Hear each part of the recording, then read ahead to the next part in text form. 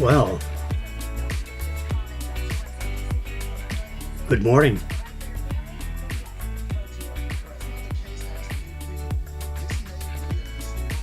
This is a hello.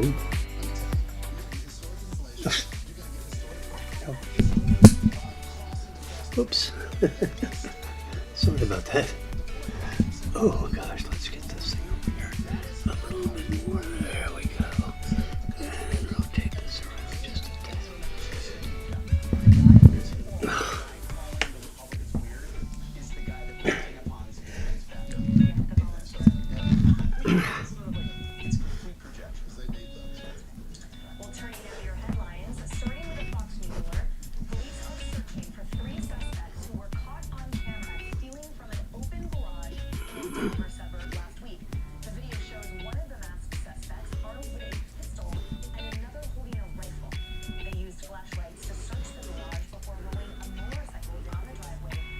Now we're talking.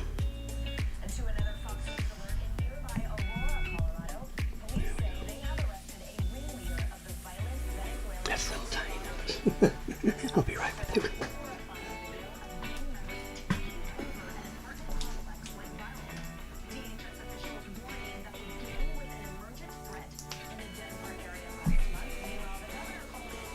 For some reason or other, this little doodad here, the charger,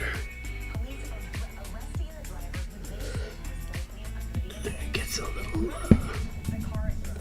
there we go. The charger for the phone, which is a stopwatch,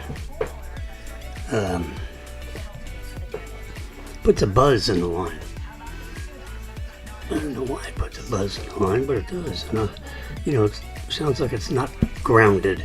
I think it's the right terminology. So, well, this is a holiday for those bankers. Marilyn is sleeping away, I think. Hopefully. I shut her blinds all the way, so it'd be nice and dark in there. The sunlight goes right in and wakes her up. So we did a little magic. Yeah.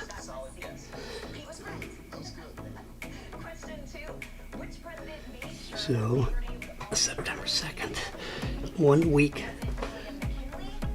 and 70 nights and 1 week, 2 hours and 50 minutes until the Apple iPhone 16 gets announced. And I don't think there's an awful, I think they're swapping out one camera and making it a 45 megapixel camera. I don't know if I have a 45 megapixel camera now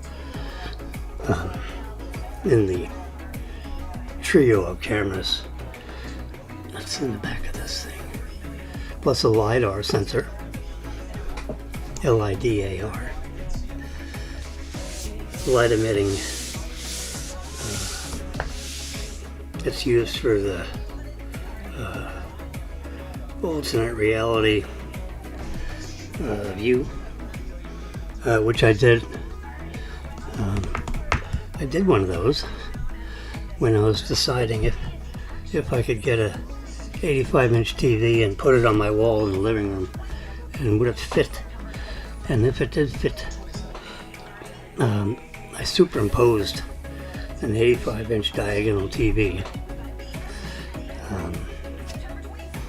into the ultimate reality set. And, it's it. So that's what I got. Costco. Samsung. Yes, Samsung. It is marvelous.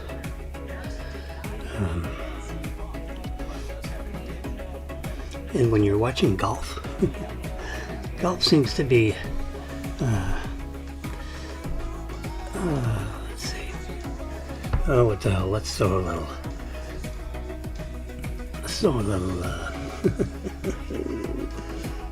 This is the New York Post. Now, this is not exactly This is not a Republican rag in New York City. The New York Post, the late city final edition, cost $2 a copy, and I think they publish it at 6 a.m. because that's when they print it. They got to print it and they got to wrap it and they got to distribute it, and dump all these things on various retail outlets, like every retail outlet that will take it. It is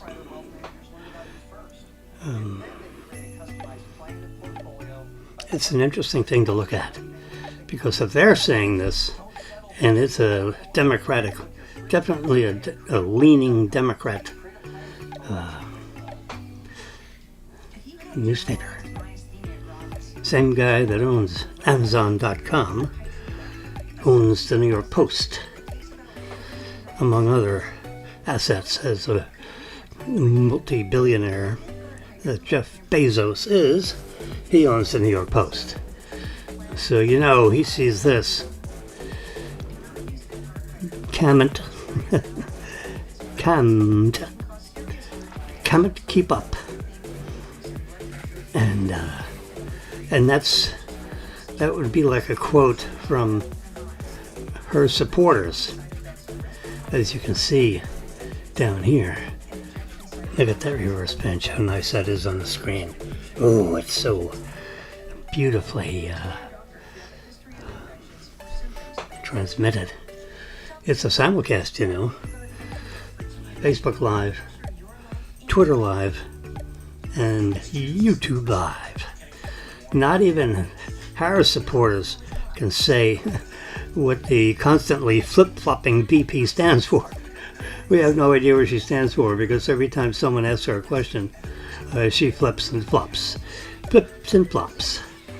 It's terrible. But I think there are a lot of people, there are a lot of supporters that are so upset, like sophisticated suburbanites, women, they can't figure out what she stands for because she keeps changing. 3.5 years ago, we're not talking 35 years ago, we're talking 3.5 years ago, and 10 years ago, and 15 years ago, and 20 years ago. But as recently as 3.5 years ago, she said, oh yeah, no fracking. Absolutely no fracking. Absolutely not. Everybody gets health care, including the illegal aliens. That's about $1 trillion. Not even our military. Not even us. Citizens. We don't get free medical care. You kidding? Nice. Then you got the donut hole and all this stuff when you buy drugs, and if you're an illegal alien, everything's paid for. You want to go to the West Coast? We'll buy you the ticket. Guess who pays? I pay. You pay. Everybody listening to this. I got 1,100 Facebook friends, I think, at last count. It's not a bunch. I'm not a celebrity. I'm just a regular schlemiel here in Boca Raton, partly cloudy, and I can't keep up.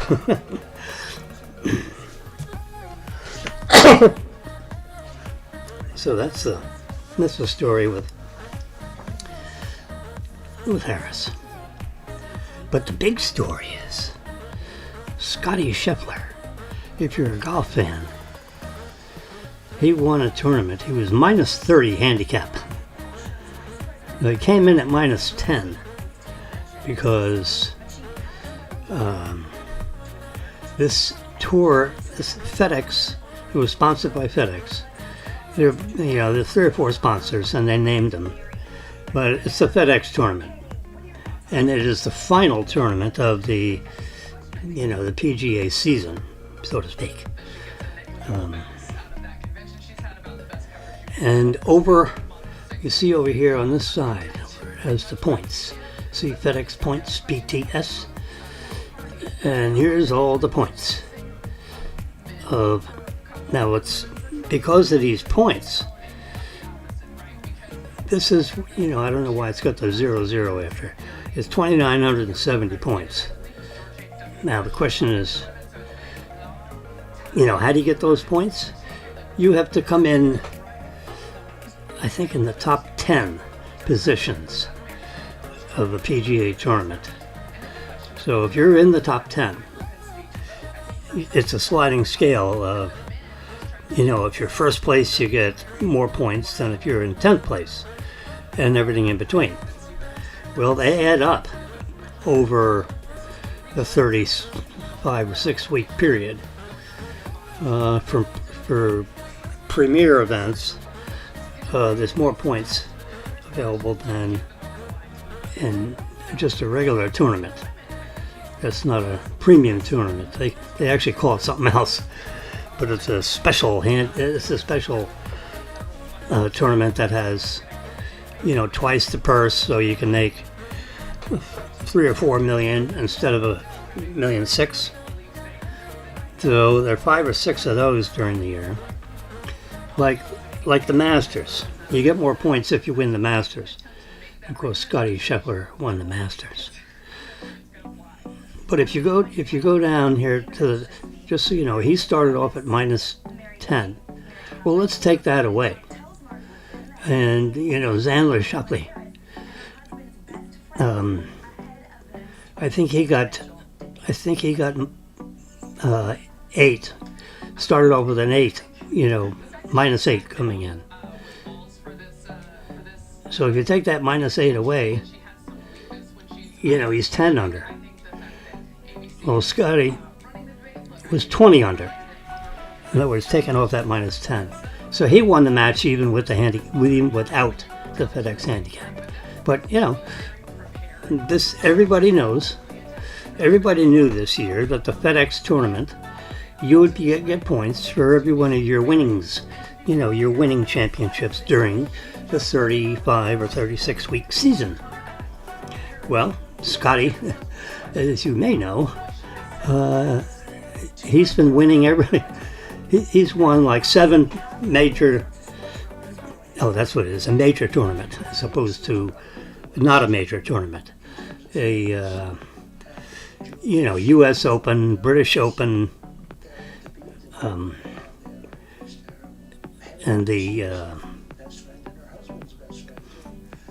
I think it's a tournament of, what is this called? Oops. You won the Masters, so U.S. Open, British Open, which they just call the Open, because that tournament's been going on for 153 years. Can you believe it? Back when it was a stupid little stick with something on the end of it, and the ball was squeezed out of leather and some kind of real thick cotton inside or something, and they stuffed it and they put it real tight. They didn't have the plastic cover with all the little dimples on it like they have now. Technology and the ball hitting. Scotty Scheffler made the most putts. So so this is a tournament where you get handicapped based on how many tournaments you won during the year. Well, he's won $30 million worth of tournaments this year. He's like a 28-year-old. Oh, God. And in this tournament, he won $25 million. So if he already earned $30 million, now he's at $55 million. This is, and I don't think he's done yet. I think there's still some more things you can win. extra specialty winnings, but it's not actually PGA Tour season winnings. September, October, November, December. So, looking at the calendar year, so they start playing in January and end in September. And I don't know if there are a few other things. I think there are. I think next week there's a tournament. You think Scotty may stay home since he's now he's counting, can you imagine, $55 million, 28-year-old kid. And he's trying to figure out what he's going to do with all that money. My suggestion is take half of it and buy gold coins and keep them vaulted in two different places. Split it up between two different places. And I've checked them all out. And there's one in the middle of the country. I think, like Cincinnati, Ohio. This company, APMEX, American Precious Metals Exchange. Okay, by Buffalo coins. They're minted by the U.S. government. It's considered a bullion coin, meaning it's not mixed with copper or zinc or to harden it so that the face of it doesn't wear off as fast. Back in the day when you actually carried around gold coins, they cost about $2,500 a piece because the price of gold is $2,400. The coin adds about $100 a coin. Do that. Because, if you get the big gold bars, they have to be assayed and they got to be proven. And if you want to exchange it, it's a little more, it takes an extra 2 or 3 days, make sure it's not fake, like gold-plated lead, because if you have let's say a 10-ounce gold bar,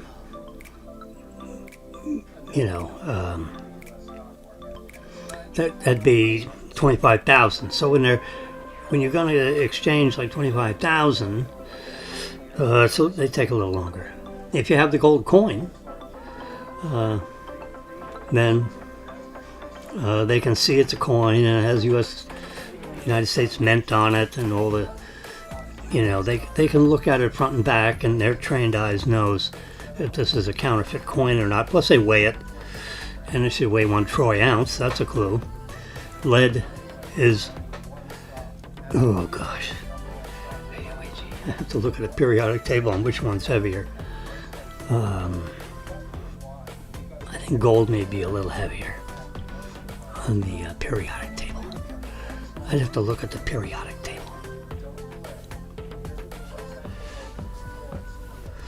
Let's try something.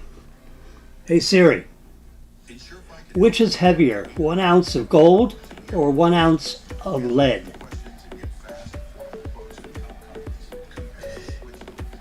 Oh, look at that, 1 ounce of gold. See that right there? Thank you. Siri, go away. Oops. Anyway, it said gold is much heavier than lead. All right. So the assayer, can weigh the coin, and the gold coin weighs 1 troy ounce. TROY. That's, like an English method of weighing what an ounce is. There's an ounce and then there's a troy ounce. I think a troy ounce is a little heavier. Anyway, so I'd take 20 million of that and buy gold. Gold buffaloes. The American AMPEX. I can show it to you right here. I'll pull it up right here. A, B, M, E, X. There it is, right there. I have an account there. Gold is 25.11 per ounce. So these gold coins, I'll show it to you right here. U.S. Mint gold coins. I'm going to touch that one. Now we don't want this one because it's not pure gold. This one here,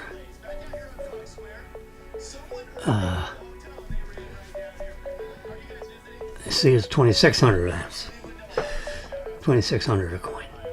Remember I told you they mark it up about $100 a coin. But you know, if you're ever going to turn it, you know, so you could use it, you could spend it. You can go into any jewelry store because most jewelry stores will buy gold. Now, if they do a bit bracelet and all this stuff, and it's 14 karat or 18 karat or whatever,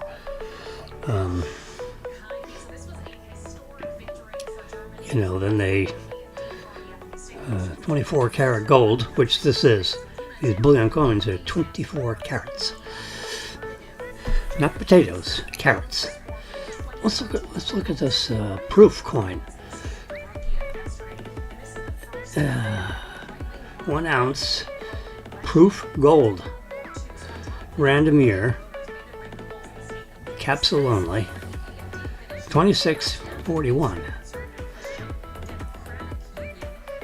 See, they're charging you an extra $400 an ounce if you want the proof gold buffalo PF70,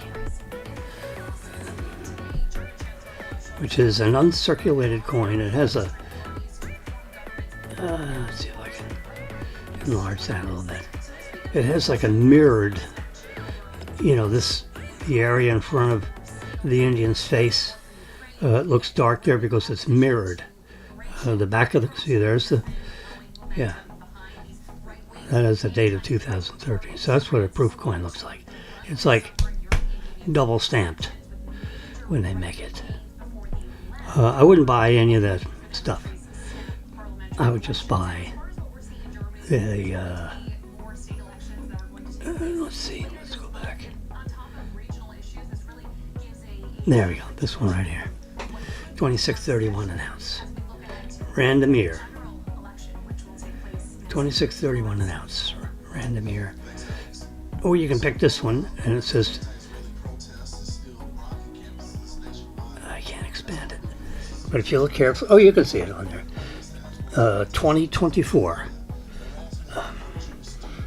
would be the year. Let me add myself into this. So you can see my finger over here wiggling. That's what the date is. 2024. And then the other, there's the front, there's the back, $50. 1 ounce is a troy ounce. 0.9999 fine gold. United States of America, e pluribus unum, in God we trust. Liberty. You know, it's got all the classic, you know, 10 of them go in this little plastic tube. So at $2,600 a coin, 10 times 26, that would be a $26,000 little cylinder. And if you got that kind of money, and I said 10 million, right? Let's play. So I got my trusty calculator out here on this iPad, and I'm going to take 10 million. Wow, lots of zeros. And divide that by 26.31, I think it was a coin, equals 3,800 coins. Yep. So you divide that by 10. So it'd be 380 of those cylinders. So what you would do is you would tell American Precious Metals, you keep them in your safety deposit box. Keep them in the vault. Now they bought a Federal Reserve building, which the ground floor of this Federal Reserve building, or the first 2 floors, have a real big, fat, thick vault. It's like 3 times the thickness of your typical bank vault, which is, 8 inches of reinforced concrete. This would be, like 2 feet of reinforced concrete all the way around, floors, sides, and then they got this huge front door that's the size, it's probably 8 foot by 8 foot, big cylindrical, and it's like a foot, 14 inches thick. Big wheel in the front, for the combination. It's quite a... Anyway, they bought that building, and that's where they have all their safety deposit boxes for people like wealthy golfers that are going to buy 380 tubes of Buffalo. That BU after there, that means brilliant uncirculated. I mean, it hasn't been circulated into the public. There won't be any, since it's gold, it doesn't react to fingerprints, but, it's not been circulated. People haven't been touching it. It's not been in the jewelry store. And I think this nifty little box holds, let's see what it says. They have a description.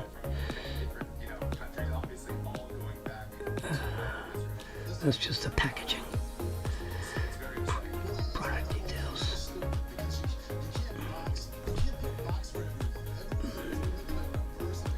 U.S. Mint distributes its bullion coins to authorized purchasers, such as APMEX. So the Mint, the United States Mint, has I think it's 15 companies like APMEX. Let's say 20. It's not a lot. It's not everybody. It's just, let's just say 20 of the best authorized purchasers that can buy gold directly from the U.S. Mint. The Mint doesn't have older coins. This is just coins that are minted, this year. So if the U.S. government printed or pressed, big, real heavy presses, these things come out of water. They buy gold blanks from the gold supplier that are the exact size of the coin. They're 1 troy ounce apiece. And then those coins get fed into, the press at the United States Mint, and they get squished, so, squeezed, pressed, to come up with the 1913 Buffalo nickel face on it. James Earl Fraser, as you can see there, designed the back of the coin, which is, the buffalo. The reverse illustrates Black Diamond, a buffalo that resided in the Central Park Zoo in Manhattan in the beginning of the 1900s. This artwork was first seen on the Buffalo nickel in 1913. The coin is guaranteed by the U.S. government. Now the face of the coin, that's a little tricky. It says $50 on it. So, big deal. If for some reason or other the value of gold crashed, like someone, a gold moon showed up rotating around our Earth, like our current, I'm being crazy. So anyway, if you buy these gold coins and lots of 100 or more, it's 26 $132 a piece, assuming you pay cash, a check, or a wire transfer. You can see the 3 columns. Cryptocurrency, $26.59. And if you just pay by your debit card, it's $27.41. You know, I remember buying some of those at $1,800 a piece. Well, when you go $1,800 and it's $2,700, you know, that's not a long time ago. The value of gold has gone up because under the current administration, inflation at like 24% over 3 years, but the value of the gold is a lot more. So the cheapest you can get this is $26.47. So let's just say $18.50. No. 26.47. 26.47 divided by 18.50. Yep, it's up 143%. So it actually went up twice the speed of the speeding bullet. So that's a 43% increase. It's 143%. So, you know, because the 100 means you get the value of the gold back. But if you had a bunch of these gold coins, or one of them even, and went from $1,800 to $2,600, you know, that's an $800 increase per coin. Well, $800, you know, divided by 1850, which is what I put in there, that's a 43% increase. It's like buying stock. But, you know, gold is a safe investment. People don't realize it. Let's see if there's a graph here. They do. APMEX gives you, let's get out of gold coins. Let's just get to, here we go. I'm going to press here's the chart. Look at that. Let's take the 1 year chart. See back here in the beginning of the year, 1830. I said 1850. You know, up to, it's a straight. You know, you can draw the line. 5 year chart. Oh gosh, it's about 11.85 a coin. Yeah, now it's 25.11 US dollars. This is just the value of the what they call the spot gold price. That's what you sell the coin back to them for. So if you bought the coin today at 11, and now you're going to sell it back to them, you get 25.11, which is 25.12 or 25.80. You know, so you lose $100 a coin. So after it raises, you know, so when the spot gold price goes to 26, you know, 50, which is what you're paying for the coin, that's, you know, that's when you're in the money, so to speak. Yep.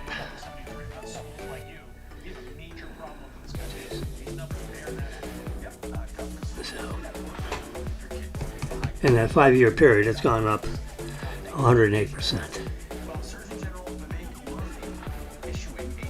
So that's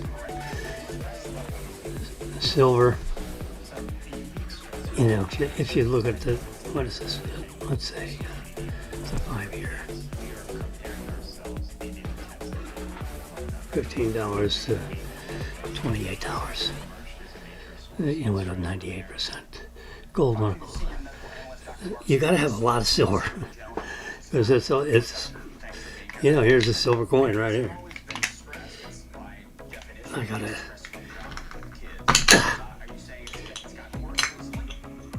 This is the same. I don't have the light very bright. Let's turn it up a little bit brighter. There you go. It's got an eagle on one side. This silver coin, So this is worth about 28. Yeah, 28.79 a coin. It says how much does it say it's on it? Is this I guess that's $1, right? It's it's 1 ounce of fine silver, which just means it's pure silver, and it says fine silver, which just means it's 0.999, just 3 nines. It's 99.9% pure. This is a bullion silver coin. So if you're, it'll tarnish with your skin oils and all that because it's silver. And silver oxide, I have it in a little case so I don't always stick my fingers all over it, except for today. I'm back. So, I caught a little cold from somewhere. I had a couple of, whenever you go to the doctor's office, doctor's office has germs. My grandfather told me, don't go to the hospital unless you have to, because it's full of a bunch of sick people. Yeah, that is the truth. So there's the 1 year gold, 28.30 to 25.15, 43% gain. That's not bad for a portfolio of a precious metal, gold. Keep it vaulted there. If you deliver it to your house, you better have a vault in your house, or, because bad guys get in there, and they know you're a wealthy golfer. So unless you live in a very secure community with guards driving around all the time, keep out the riffraff. Because, another thing my grandfather told me, the have-nots hate the haves. How about that for a simple expression? The have-nots, which is all the people without money, hate the haves. Because the haves are the people with money. The have-nots are the people without money or things. So you have to have good doors and good, pins in your sliding glass doors, and an alarm system and, all this crap. You have to have someone in the house all the time.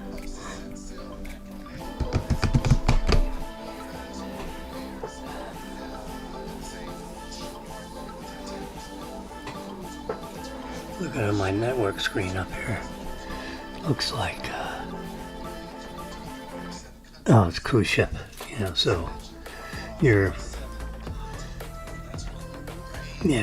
suites when you're in a cruise ship. I love cruises, I tell you.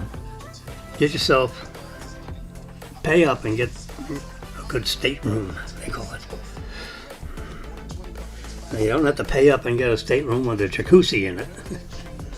You got plenty of jacuzzis out all, in the main deck of the, they're,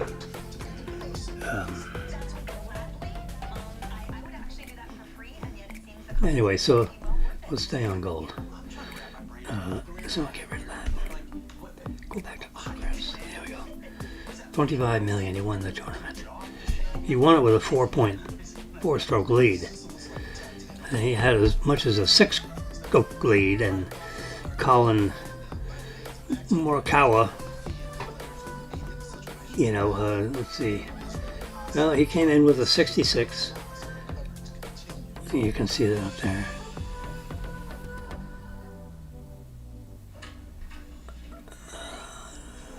Strokes.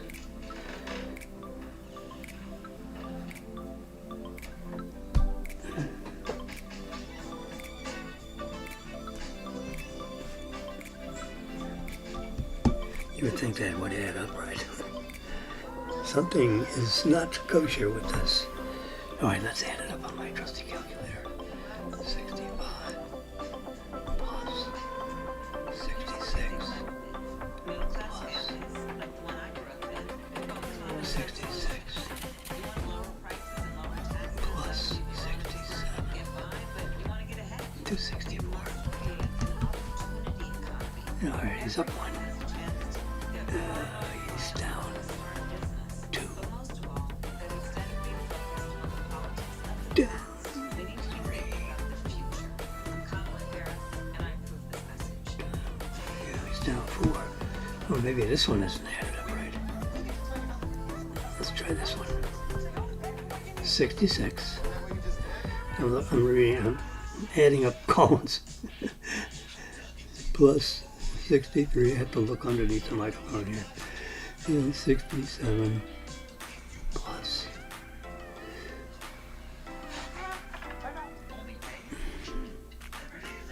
262. Yeah. Oh, that's right. I'm sorry. So he beat him by 2 strokes. But if you add in the handicap, the FedEx points that you get for each match that you won or didn't win during the season, Scott, you got a 2-stroke benefit. And that's why it says 264 to 262. So in just strokes, no handicap,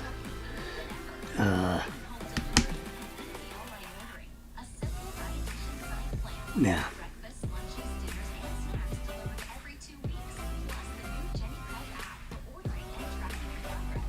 It looks like Thigala. You see the 3rd place winner? He suffered with a $7.5 million win. Yeah, that ain't bad, huh? The 3rd place.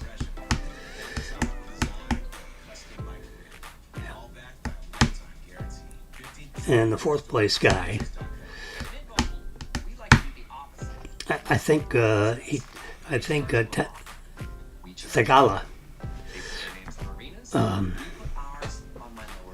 who would have gotten $6.5 million if he was by himself. He tied with 3rd, so that means Hanley and Thigala,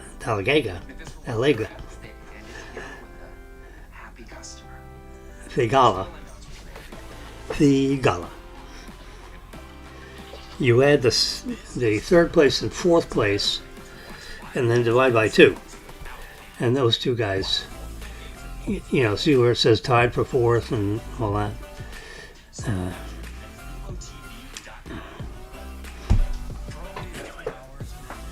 First place, $25 million. Second place, $12.5 million. Third place, $7.5 million. Fourth place, $6 million. $5 million. Those are the different prize monies for this tournament. It's huge. It's a $100 million purse. Purse. And the winner gets 25% of the pot. 25% of $100 million. Wow. It's $25 million. Holy crap. What a winning for one day. Can you imagine if you lost that tournament by 1 stroke? That'd be a $12 million. Oh, God, it'd be a $12.5 million putt. That's unbelievable. $12.5 million for a putt. So if you miss a 6-foot putt, in a tournament, I'm just pretending. That would be $12.5 million swing in the who got what? Oh my God.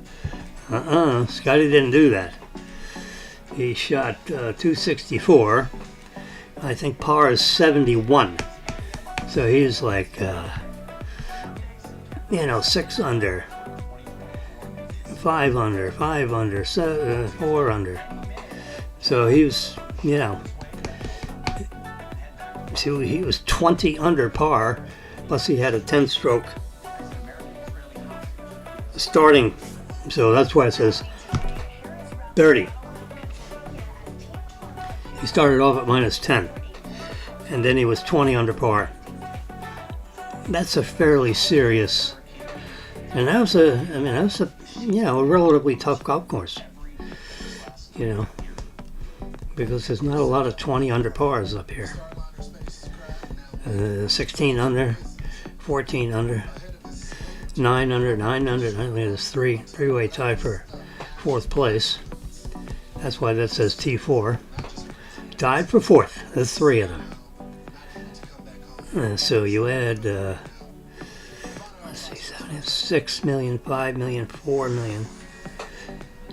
So that's $5 million a piece for those three guys.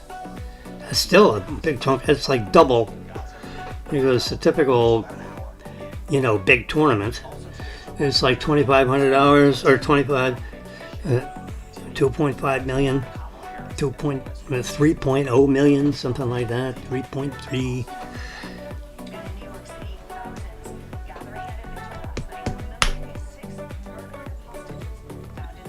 The Masters, you might get 4 million for that, 4.5 million, something like that. This one, 25 million. So everybody's playing because they get points. Depending on how, whether they were first, second, third, fourth, fifth, sixth, seventh, eighth, ninth, tenth, you get so many FedEx points. So next season, you keep track of those FedEx points. So if Scotty has a real good year next year, he'll be on the leaderboard, with the most FedEx points.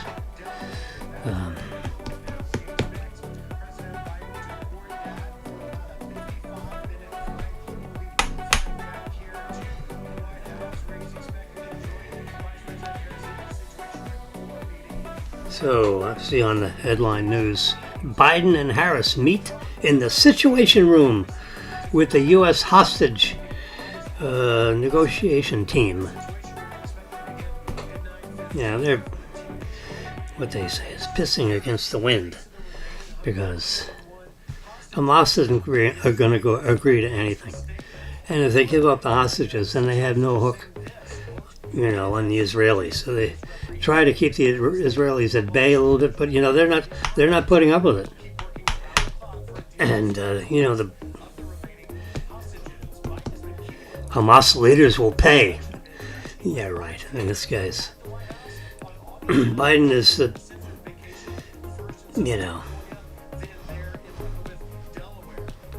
they call him in the military, "Bite me, Biden." Military people are pretty rough around the edges. They can be. So Harris, they're all a bunch of pussies. Trump, all these guys are afraid of Trump because he'll put a missile right up your ass, which is what he did with the, he said it would take him 3 to 5 years to get, the ISIS under control. Remember ISIS? They were running around in jeeps, and they were like, monsters, cruel monsters, climbing around the hills of Afghanistan. Well, you know what Trump said. He kind of talked with this leader, Abdul something, and said, "You better not touch. You better not even bump into in the car. Better not knock one of them off a bicycle. Forget killing him or anything like that. You do anything to any U.S. citizen or any of our military, and we're going to come get you." And then he sent him a picture of his house, a zoom-in aerial picture, so he can see his house on his yard. He had a house on a yard. And he sent one of our fancy schmancy cruise missiles, flew it right in the front door. Then it went boom. The house is gone. He was somewhere else, but his sister and their kids and, were in the house. Well, Abdul was somewhere else.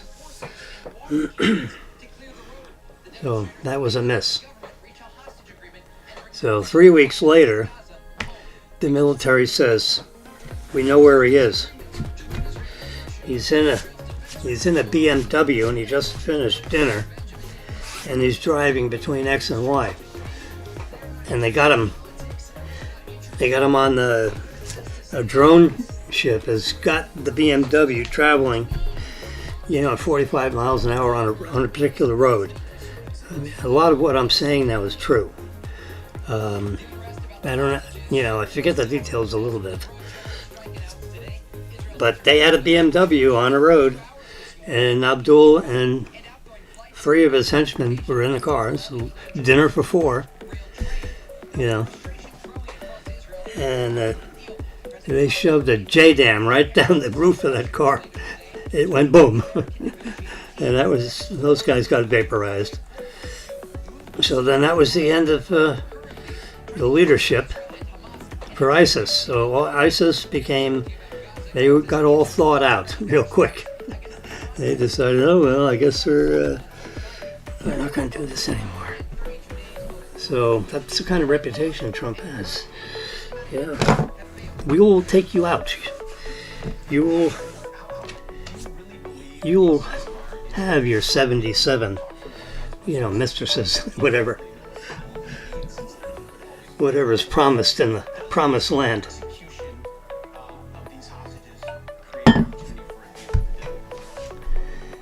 Anyway, that was the exciting. I was watching that from like 3 o'clock until 5:30.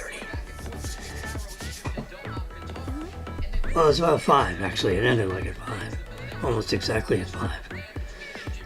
Let's shrink this back up to normal.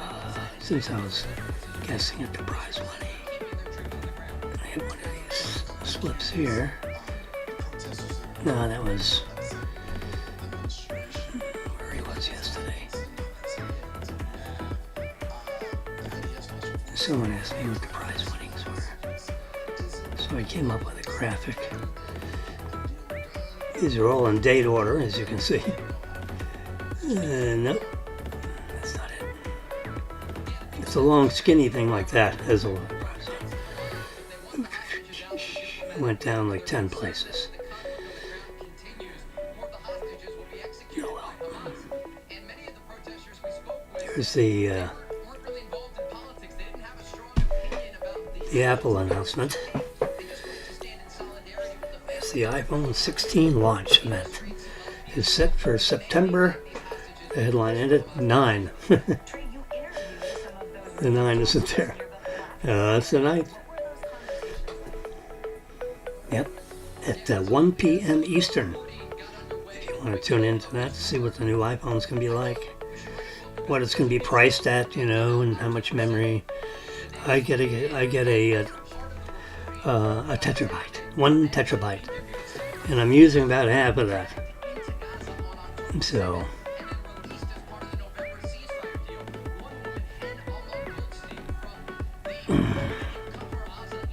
I'll just look at this stuff real quick. I can't find it.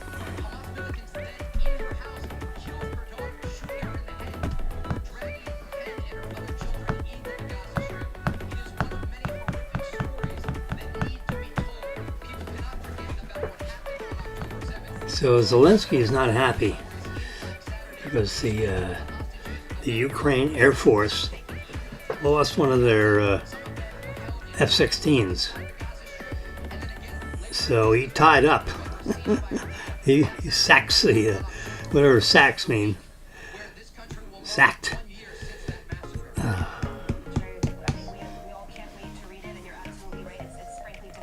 Lieutenant General was sacked the day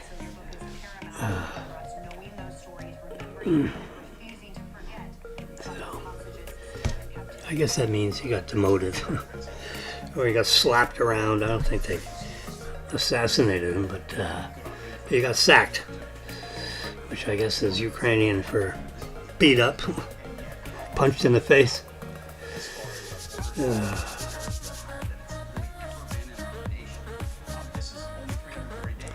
So apparently Putin is meeting with the International Court And Ukraine calls on the Mongolia government to arrest Putin for war crimes because he's killed like 300,000 or 400,000 Ukrainians. I mean, they're fighting like crazy.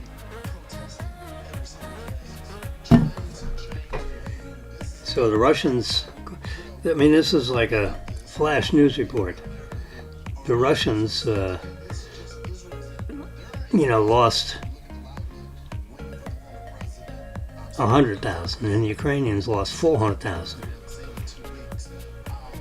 Because the Ukrainians, a lot of them are farmers, so they threw down their rakes and picked up guns and fought to save their country. What the heck? They're not trained military people, though, so the power to ratio wasn't there, if you will, and it was difficult. So you basically lost 400,000. I mean, how many? How many people have? How many people in a country? 400,000 of your young. Your draft age or whatever you want to call it. 18 to 26. You lost almost a whole generation of young men and women.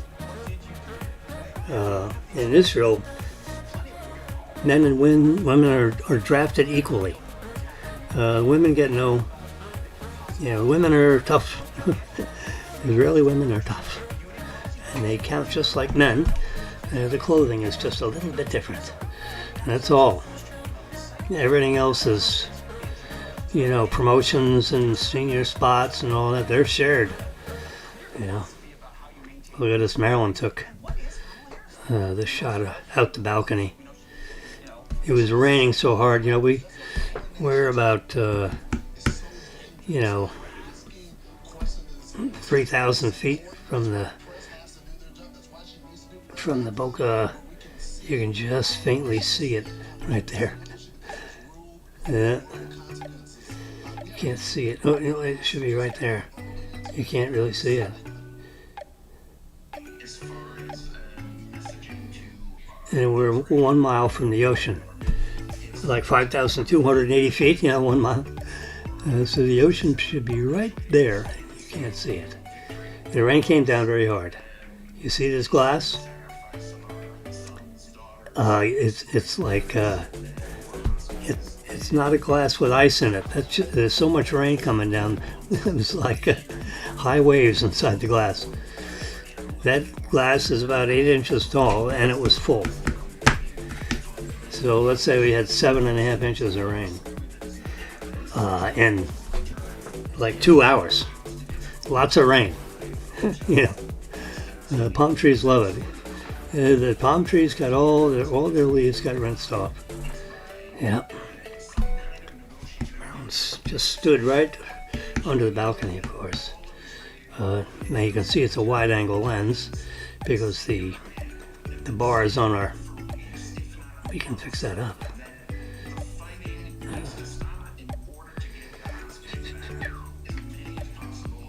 That's a shared photo. Does that mean I can't edit it? I guess not. I have to. Let's open up Photoshop Express. We'll see if we can do some photo editing. Let's see if we get that rainy patio. There's the newest ones. Look for a rainy patio shot. Maybe shared photos don't show up. I don't see it on here.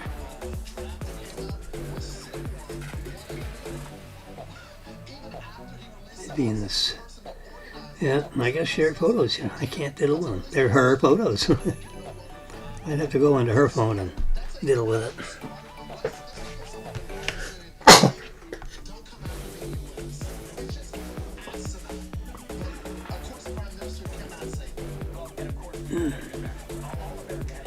honor of the. No, let's get I don't want this program anymore. Get rid of Photoshop. Get back to these photos, and we're going to look back at these people right here. That's the 6 hostages that were killed. You know, soon before the Israeli Defense Force, the IDF, if you've ever heard of that acronym, stands for the Israeli Defense Force, IDF. Oh yes, the IDF came in, whatever.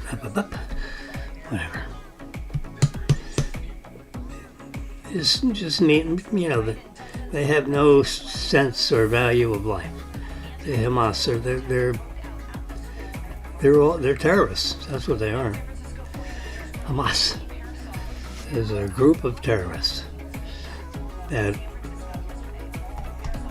are in the Gaza portion of Israel, and Israel started at the top and they worked their way down, and they're in the final city that has about 1 million people, 1.2 million, and the IDF, the Israeli Defense Force, said, you better get out of here, and the Hamas won't let them out because they want Israeli death. So they don't give a crap. So some Israelis or some people that are living in the Gaza portion of Israel will, you know, they're hunting out all the Hamas and killing them. Period. They're taking no prisoners, and those are the ones that attacked them on September 7th, I guess it was. So.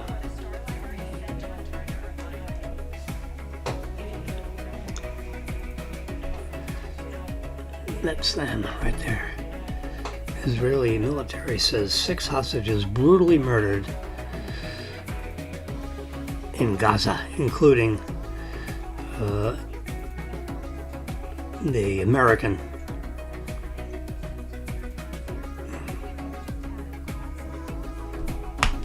an American, I think it's this guy. His parents were on national television, you know, appealing to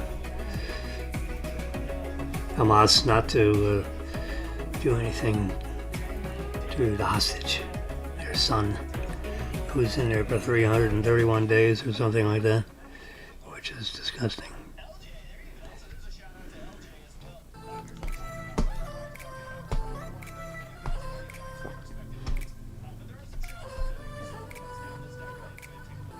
There's supposed to be 130 hostages left.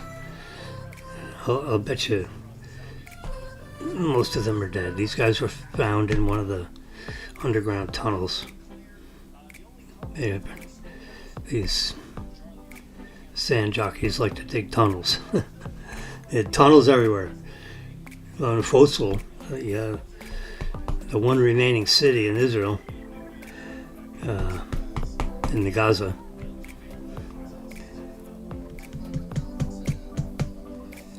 which I think is the southernmost, little segment of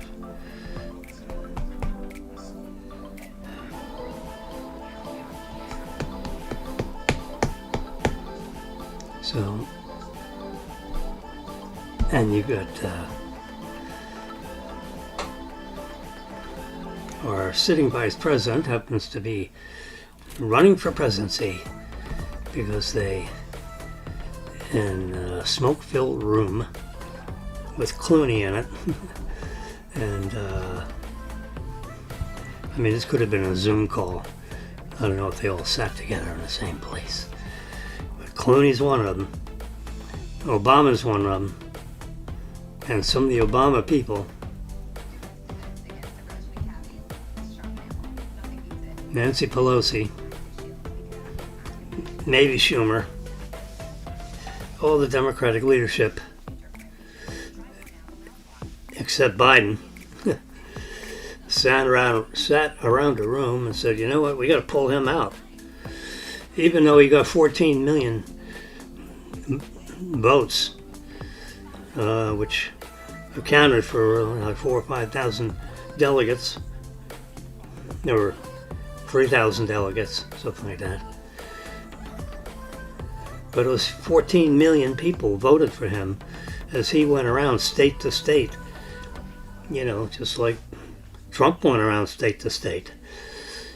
And he ended up with his delegates, and then they had their convention, and he had more delegates than, the former governor of South Carolina.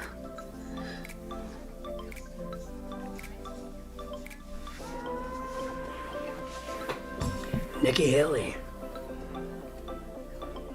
A little sip of warm tea, excuse me. There's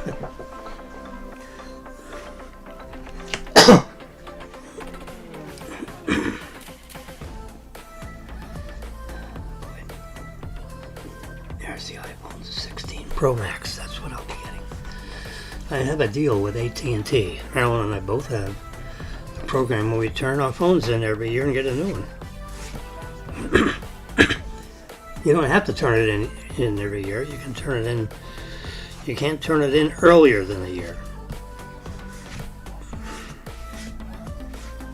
But the deal is,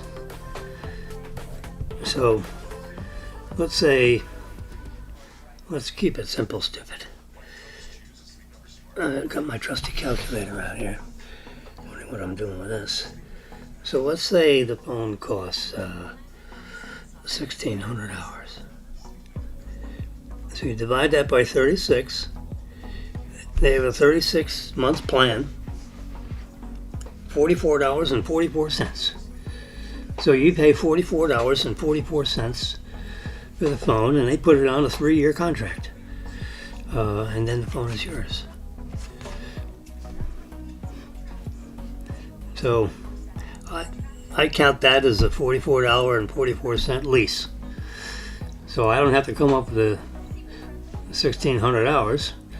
I just come up with the $44 plus the tax on 1,600 hours, which is, let's try that, 1,600 times 0.0. I think it's 6.5%. So I pay $148 for me in Maryland. Anyway, so I pay $144 because remember it was $44.44. So I pay 1 month payment, installment payment, and I pay the $104 sales tax on the phone because they don't finance the tax. They finance the principal value of the phone, which is like a $1,600 thing.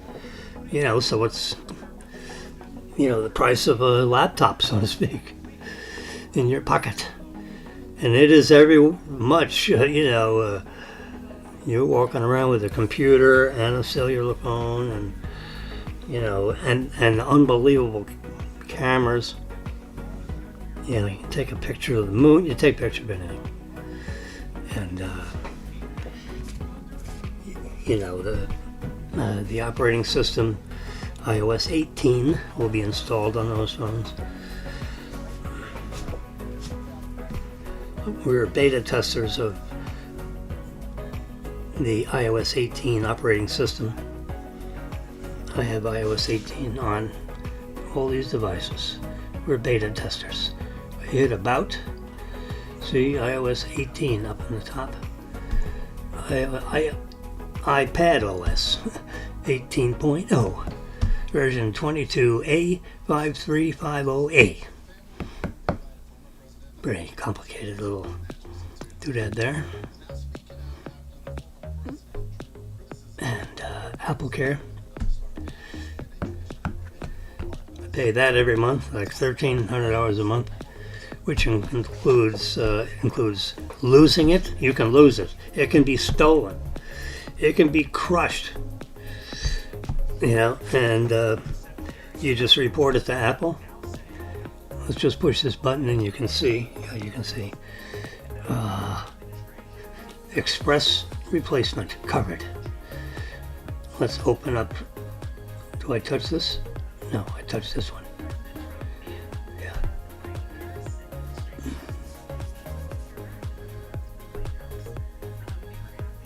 I don't know if I got that right. Let's see.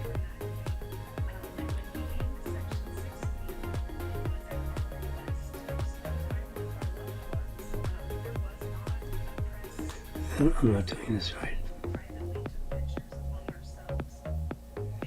Anyway, I'm covered for accidental damage, hardware service, express replacement. I want it. Learn more. Yeah. We'll ship you a replacement, overnight. So if it stops working or you lose it, they replace it immediately. And you pay $100, I think it is.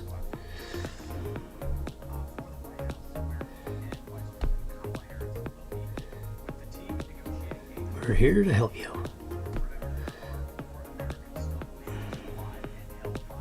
I guess, yeah, there we go.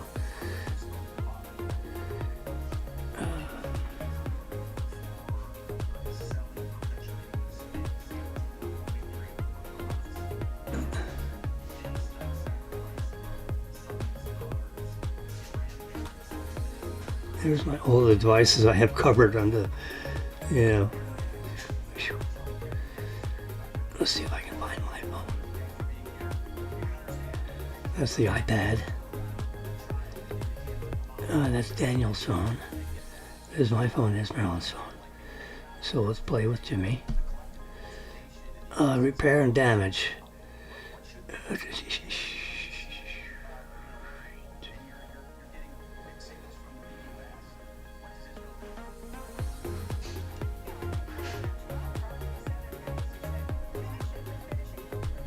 Anyway, it covers lost and stolen. Let's just do repair and damage. Battery repair, front and back on the power on. Yeah.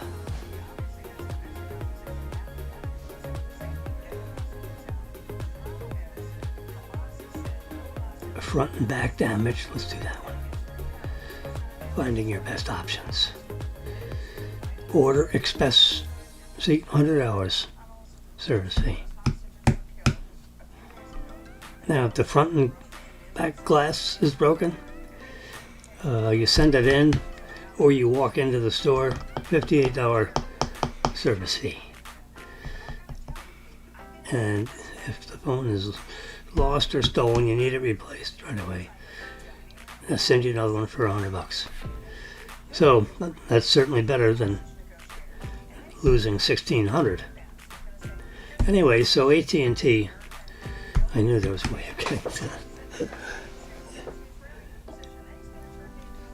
AT&T has an installment plan. Whatever the price of the phone is, you divide by 36, and you pay that every month. I mean, why would you pay at all if you could get it in monthly payments with no interest? If you pay it all, $1,600, you don't get a discount. There's no discount for all cash up front. So it makes no sense. It makes all kinds of sense just to do the 36-month installment deal.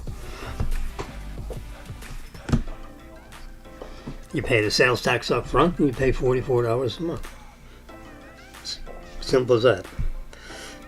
Now what's nice about this plan is that if you, on next year's phone,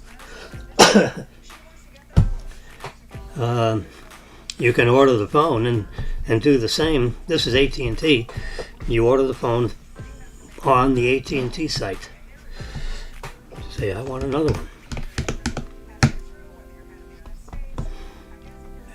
Which is what I'll do right after. They'll tell you, at 8 a.m. on Tuesday, I guess, Tuesday morning at 8 a.m., you know, the next day, or the next Friday, or they'll tell you when, you know, September 11th or September 12th. It usually starts at 8 a.m. and you can start buying the phone at 8 a.m. whatever date they throw up on the screen when you're watching the keynote speech at 1 p.m. Eastern Time. It starts at 10 a.m. in their big circular spaceship-looking office, suite of offices, with a big garden in the middle, designed by Steve Jobs. It's a 1 mile in diameter building, and it's with suites all the way around, big foliage stuff in the middle. It's like a 4-story building. The entire roof system is designed with solar panels. I think it's 100% sustainable facility, which means that all the solar panels all over the campus and on that building power the building, and it saves, it has storage so that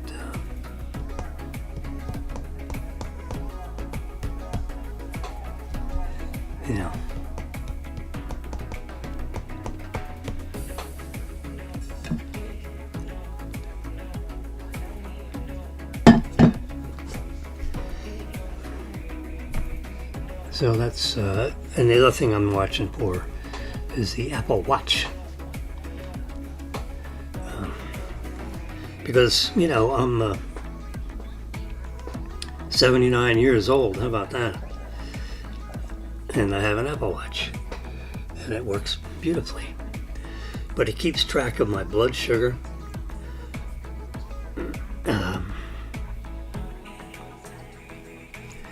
I'm going to do it right now. I push start. And it said on there 5 minutes ago it was 92%, which is a little on the low side.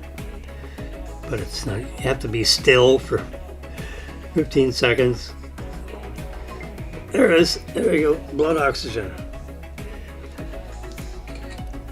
That should show up on my screen here. Because I just did a print screen. 94%. That's not bad.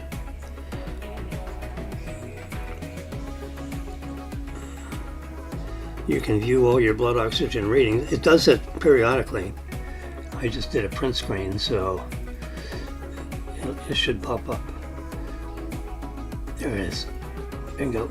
Now you can see it. See it right there? Came right off the watch. So it keeps track of your pulse, blood oxygen. It doesn't tell you your glucose level, and it doesn't tell you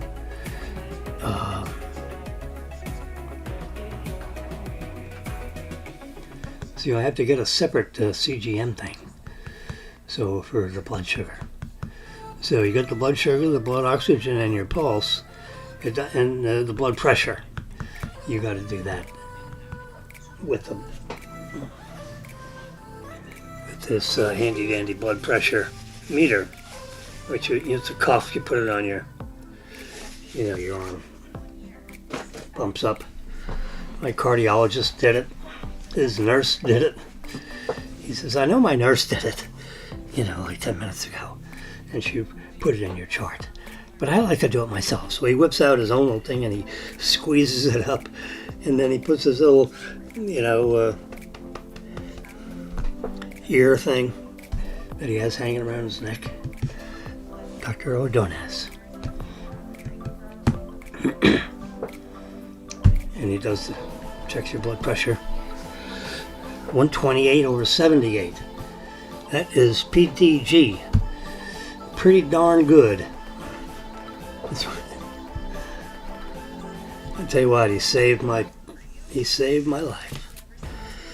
If I had any other cardiologist that that did the angioplasty and came up with all the results and the CD-ROMs and all that kind of stuff. Dr. Cartilage in the Boca Community Hospital was recommending that there be 2 bypasses, and then he wanted to do this high-risk thing where you put a wire through and pull a stent through into the heart muscle. Call it a high-risk stent. Dr. Ordonez looks at me and he says, "I don't think you'll survive that operation." I said, "Really?" I said, "Well then, what's plan B?" That's exactly what I said to him. What is plan B? There you go, there's my blood oxygen at 8:34 a.m. I just got rid of the learn more part. There you go. Cam and keyed up. Blood oxygen 94%. Comes right up the wrist. It independently, does a reading every, let's say every 10 minutes.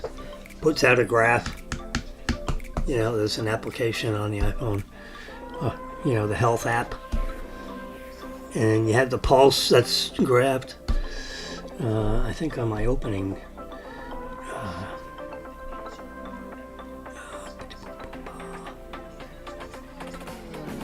there we go.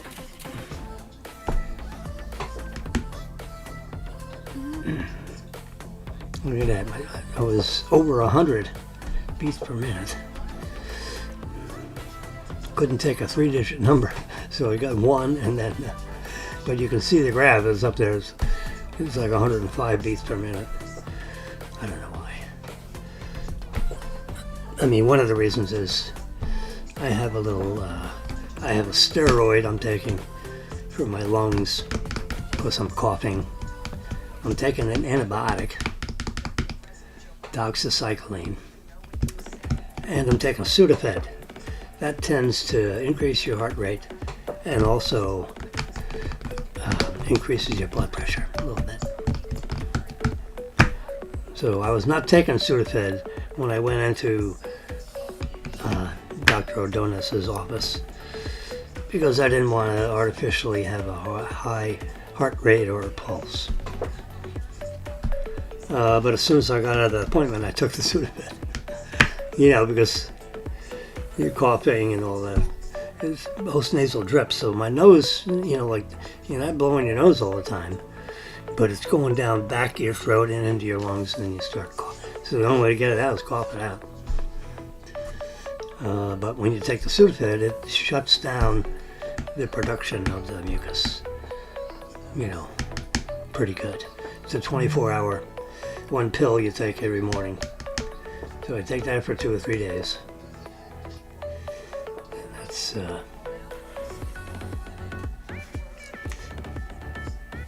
So that's why my this chart with my pulse is between 100 and 80. It goes up to 90, then it comes down to 85, and that goes up to 95. During the by midnight it was 105. It was 95, 100, 105. Now, if I opened up my app, those numbers would be available. I'm extrapolating that chart, but it's about 105. Maybe it's 106, but it's not 110 because the line would be longer. But that's nice. This is a screen that comes up on the iPhone. I did a print screen, and there it is. It tells me my battery in my watch is 100% full. The battery in my iPods is full.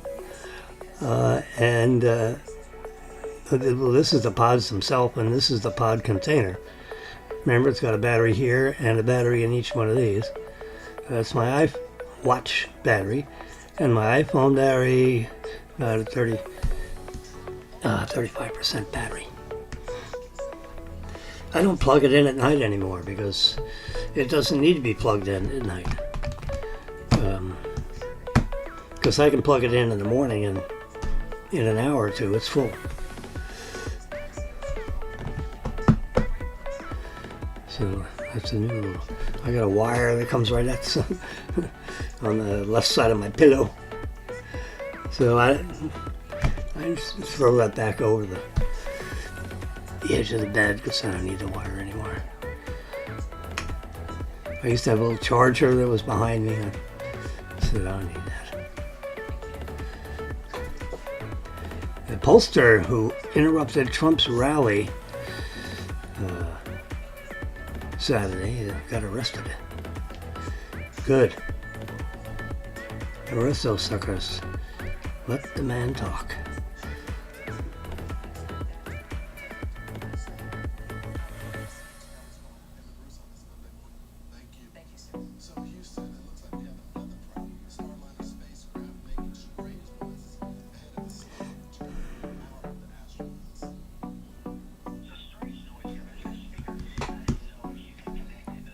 I'm going. You can see I'm paging through the pictures. Yeah, it's some, an Apple Plus TV. This is like a thriller. Season 4 of the show called Horses. This is one of the actresses in there. Apparently, it's a pretty good production. She looks freckly and intense. There's the results of the tournament, which we've already went over. These two guys are now divorced. They settled they were married for 2 years and boom. She found out he had a girlfriend and she was heartbroken and divorced the sucker. They've known each other for 20 years and she said, "To hell with you." Born and raised in Brooklyn, New York, as was Jimmy. Until I was 10. That's a nice picture of Jennifer Lopez. J-Lo. She is one tough Latin cookie. She's a tough New York Latin person, but she's very attractive. And she's, worth $100 million or something. There she's all dressed up, but not happy. They already had seats for whatever this... 2 engagements, 2 weddings. Headlines too numerous to count. Jennifer Lopez has filed for a divorce from Ben Affleck. Boy, he's in a show I love to watch. I think they put a new season on it.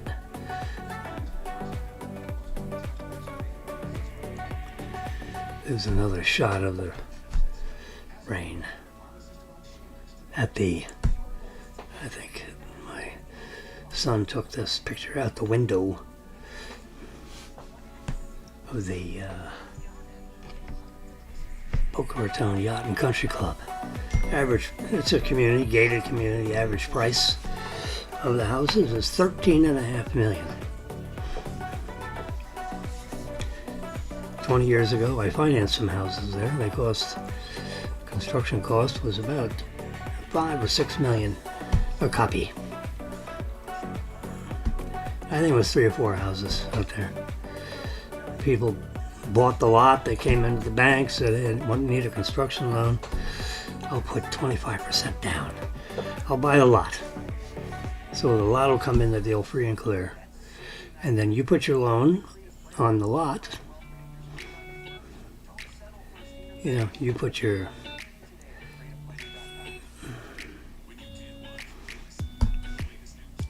So if the lot was worth $2 million, you needed about $7 million more. $7.5 million. Take about a year and a half to finish up, or a year, if they're working. You have different trades that come in. And unless the contractor is paying attention to your house, it sits with no one doing anything on the house, while they're going between trades. You like to have them all stacked up so that when the foundation guys are done, or the site, the first job in a construction job on any house is you excavate the site. You level it out so it's perfectly level, flat, 18 inches above the crown of the road. So they take, surveyor tells you what the elevation of the crown of the road is as in front of you, and then I got to add fill dirt, F-I-L-L dirt. They truck it in, a couple of truckloads of fine, clean sand, meaning no organic material in it. They heat it up.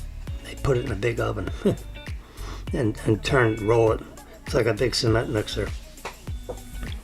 But they have blow torches all on the outside of a big metal container that's rotating. And that burns off any organic material that may be in the sand. And then it cools down.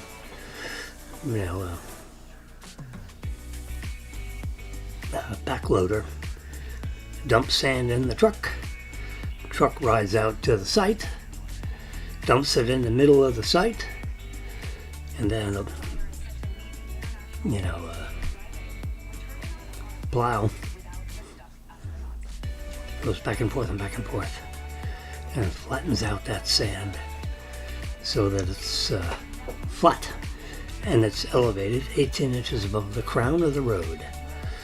And once it's flat, then a roller comes and rolls it out. A big heavy roller that weighs 6 tons. And rolls back and forth and back and forth. Goes up and down and up and down, up and down, back and forth and back and forth. And it flattens it out.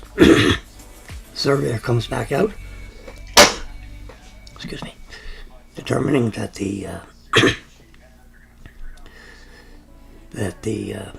flattened, rolled out sand, the base of the foundation, excuse me, is 18 inches above the crown of the road. Then they start digging in that sand and putting in the drainage.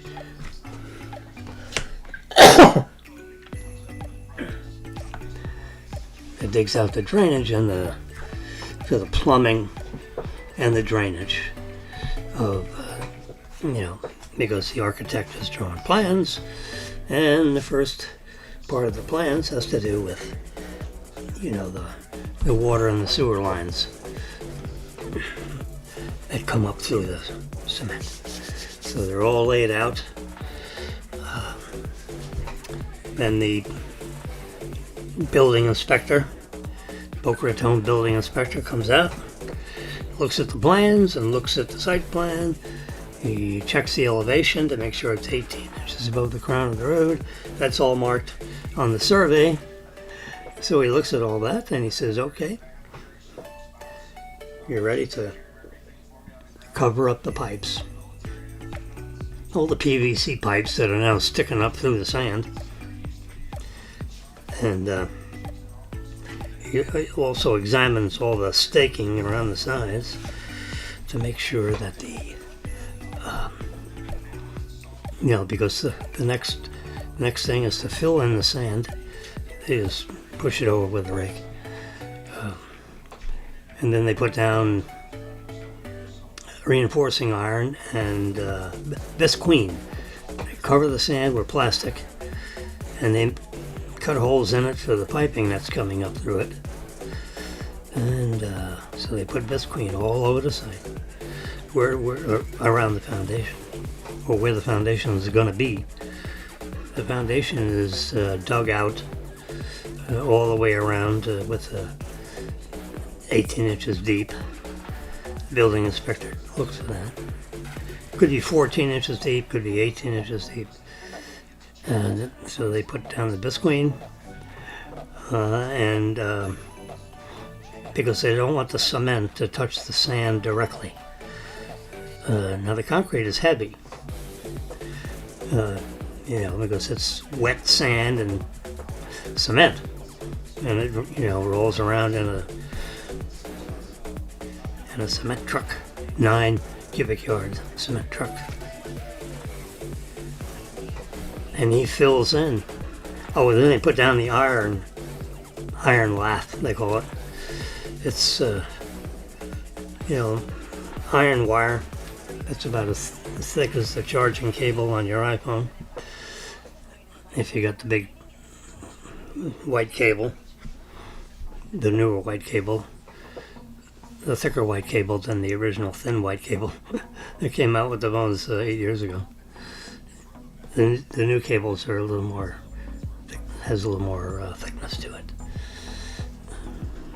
Not the thickness of a pencil. It's about the thickness of the refill inside of a pen. A blue ink pen. Which happen to have. That's not it. This.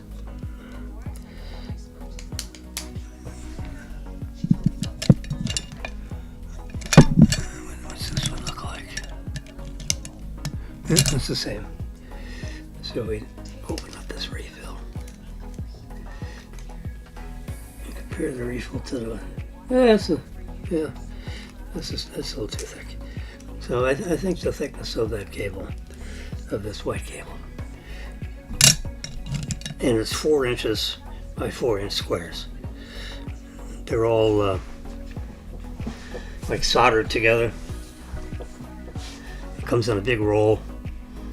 It's heavy, it's iron wire, this size.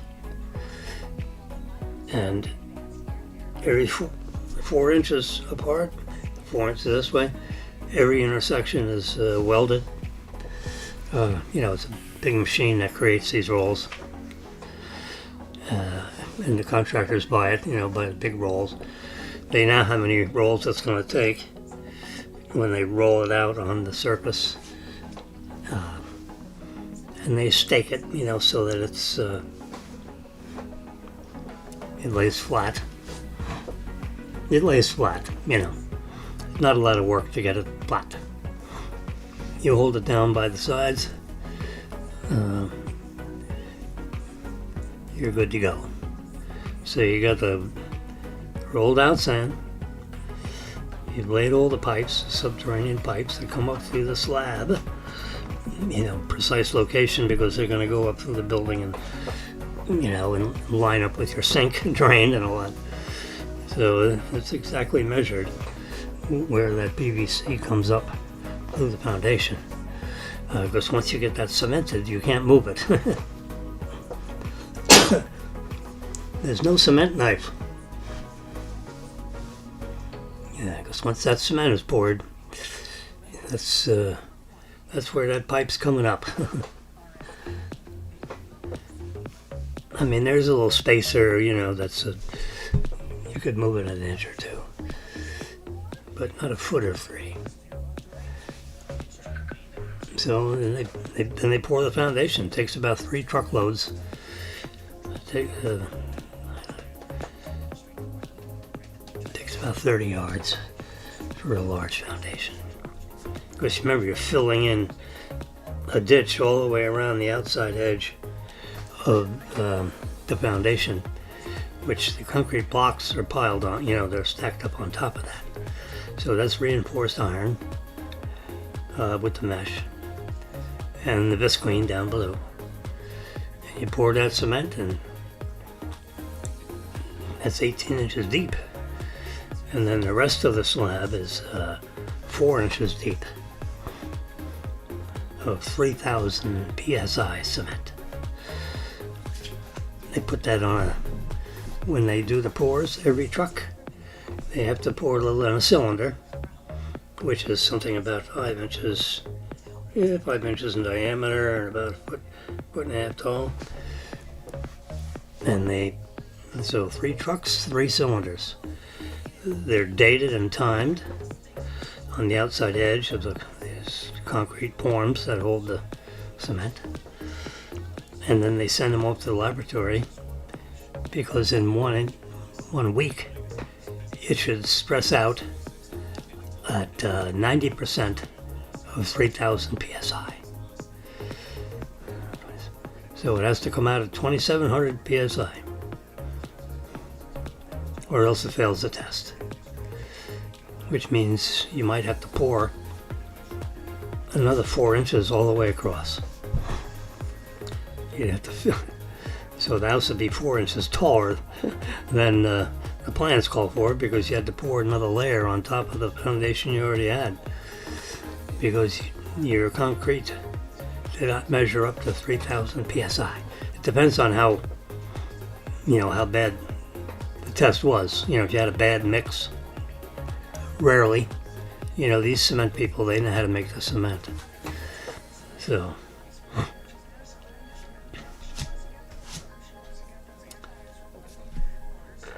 once that's done, then they start the outside walls with concrete block. And they bring it up, 10 or 12 feet.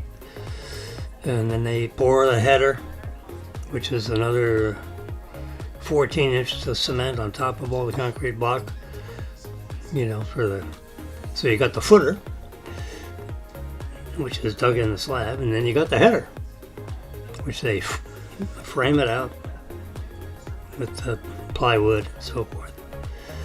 Put some iron wire in there, pour the header. So a concrete block is 9 inches deep, so that'd be 9 by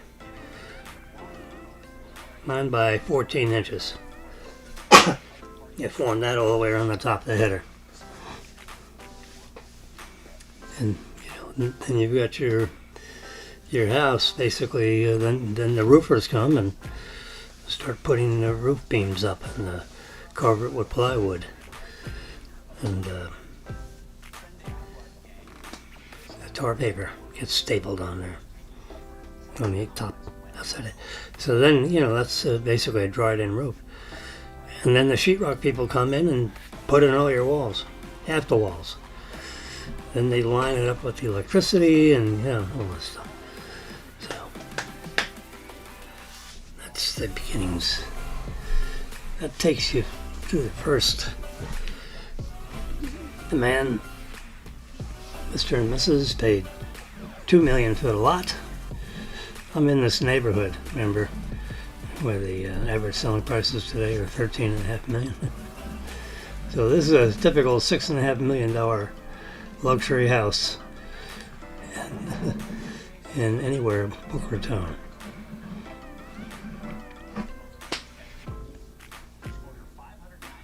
I used to build, meaning finance, as a construction lender. I built a lot of luxury houses, financed a lot of luxury houses, and office buildings, shopping centers, All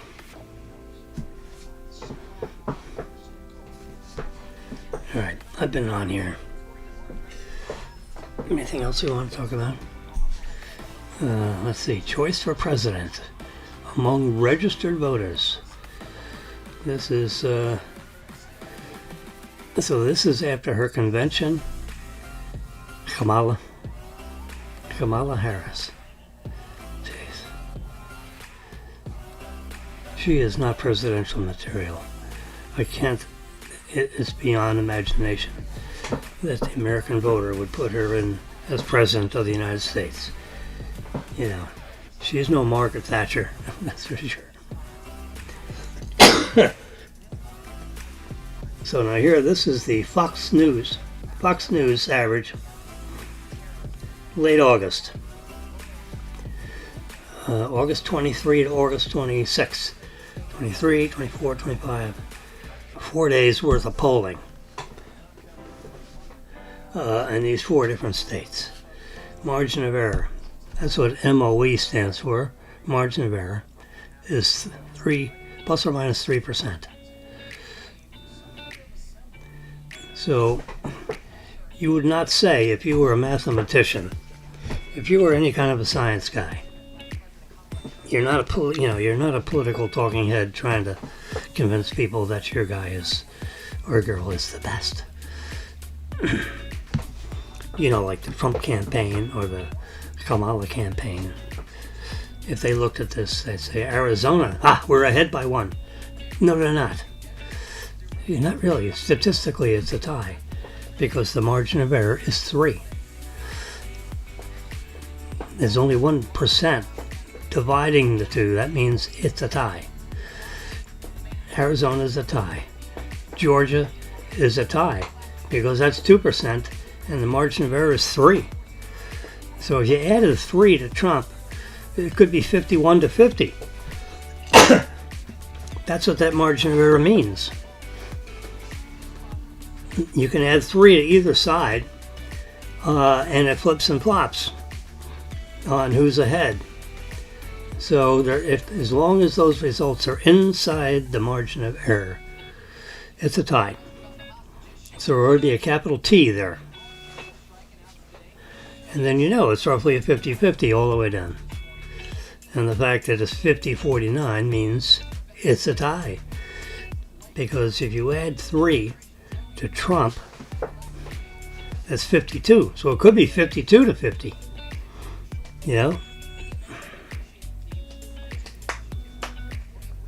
Or 50 to 49. Or she could have, it could be 53 to 49. Or on Trump's side, it could be 52 to 50, which would be a Trump win. So as long as those results are less than 3% difference, there's 1%, 2%, 2%, 1%. So they're all 4 states are a statistical tie. Now, I'm not a campaign guy, but I'm a little bit of a math guy. I had a minor in math when I graduated college a few years ago. 50 years ago, what did I say? Or actually more. That's what's, I took a class in statistics. I hated it, but you had to have it. And I suffered through it. You got to memorize all these terms. Very boring. That's what I remember out of MOE. Margin of error, 3%. If they had 5,000 or 6,000 people that they polled, then the margin of error could be 1 or 2. So this is probably a 1,500 voter. 1,500 people were called and agreed to, answer questions on a poll anonymously. They don't use any names. And they take down that statistics, and then it gets fed into a computer, and, that's how they come up with these numbers. But being just, I've been, 10 elections? 40 years worth, let's say. Bet I was old enough to really pay attention to. Because every 4 years you get a presidential election, right? So I've been through 10 of those. This is my 10th or 11th. And let's say 11th.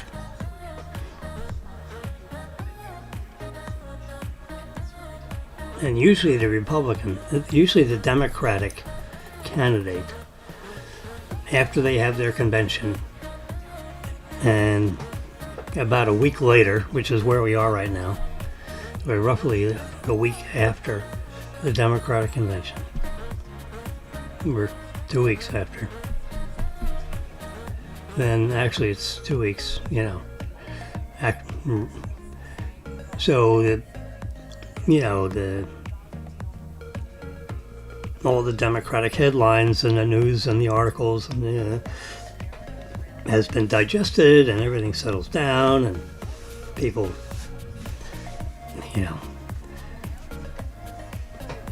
just got the holiday, which was today, actually. All the banks are closed today. Other retail establishments are open.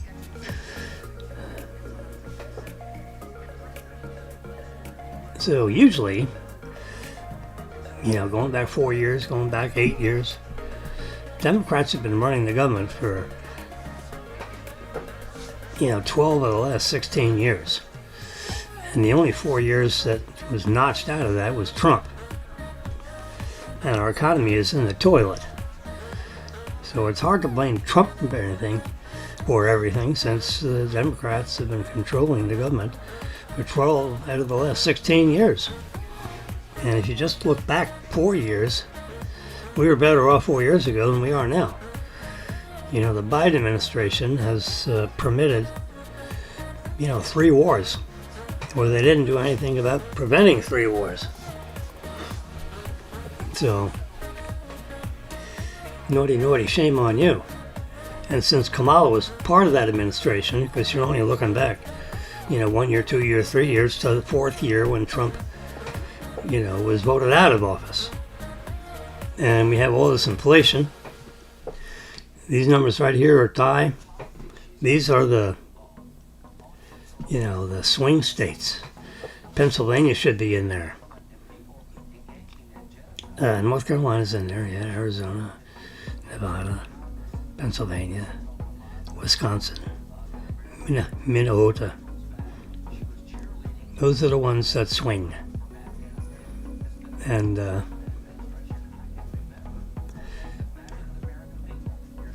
the national voting is usually the 4 years ago, 8 years ago, 12 years ago. The Democrats are usually ahead by like 6% on national polling. And it's close to a tie, which is the best polling position that Trump has ever had. Going back when he won, he's 5 points ahead of where he was 4 years ago at this exact point in time. Right after this holiday period. Next week and the week after, the next 3 or 4 weeks is really going to, these polling results are going to firm up on the 10th, which is 8 days from now.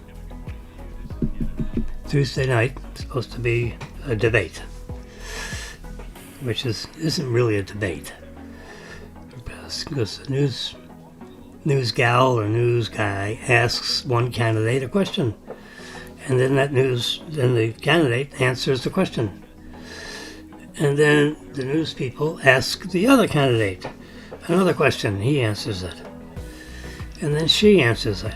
They really don't exchange between each other. No. After the first person gives their little 2-minute answer to the first question, then the next, then let's say she's first and Trump's second, and then Trump gets a question and he'd answer a minute and 45 seconds, and the last 20 seconds he would tell everybody what was wrong with with Kamala's response. She's not this, she's this. She was, last week she was this, and this week she's this. She's like flippy, floppy, floppy, flippy. That's what he's going to say. You can write it down, because that's what she's doing. Even the New York Post, their headline, there's at the very bottom here, right there. If we can read this. This is the supporters. This is her campaign people. The campaign people of Vice President Kamala Harris are rallying behind her campaign, despite admitting that they can't say where she stands on a particular issue. As the Democratic nominee continues to flip-flop on major policies. This is right from the words of her campaign people. They don't even know what the hell she stands for. So the messaging can't be too good. So generally what happens if nothing changes, and she's a terrible candidate. You know, when she was running for president, trying to beat out Biden 4 years ago, because, you know, he beat her. There were several other candidates that also dropped out because he beat them. Kamala was the first to drop out because she didn't answer her questions very well, and they had their debates where the California people or the national people could hear what she had to say, and then when her campaign people went up to try to raise money for her candidacy so they could buy ads and finance because all these supporters, the senior supporters, they get paid, you know, a salary every week, whatever it is, you know. Maybe they get, you know, $5,000 a month. 5 times 12 is 60. Yeah, they probably make 40, 50, 60,000 a year, 75,000 for the top dog, and 50,000 for all the rest of the dogs in the campaign. So you add it up, it adds up to money. So they need to raise millions every week to keep their campaign afloat, you know, to print signs and to, you know, and for, you know, to dig up volunteers. It's always nice to have a bunch of volunteers because they're not paid. Anyway, so the supporters of, this is written by the New York Post, which, remember, this is not a Republican bastion paper. This is a Democratic paper, you know, owned by the guy that owns Amazon.com. A liberal, a senior Bezos, Jeff Bezos. He's a liberal, big time multi-billionaire liberal that started Amazon.com, which is a marvelous way of buying things and not having to run around a bunch of different stores. It's an online thing, which you need something to buy them. I just got notice while we were on the air here that I'm going to get a delivery. It should be on the assignment pad. Struck down. What do I have out for delivery? I pull it up right here on my iPad, and I can see it's going to be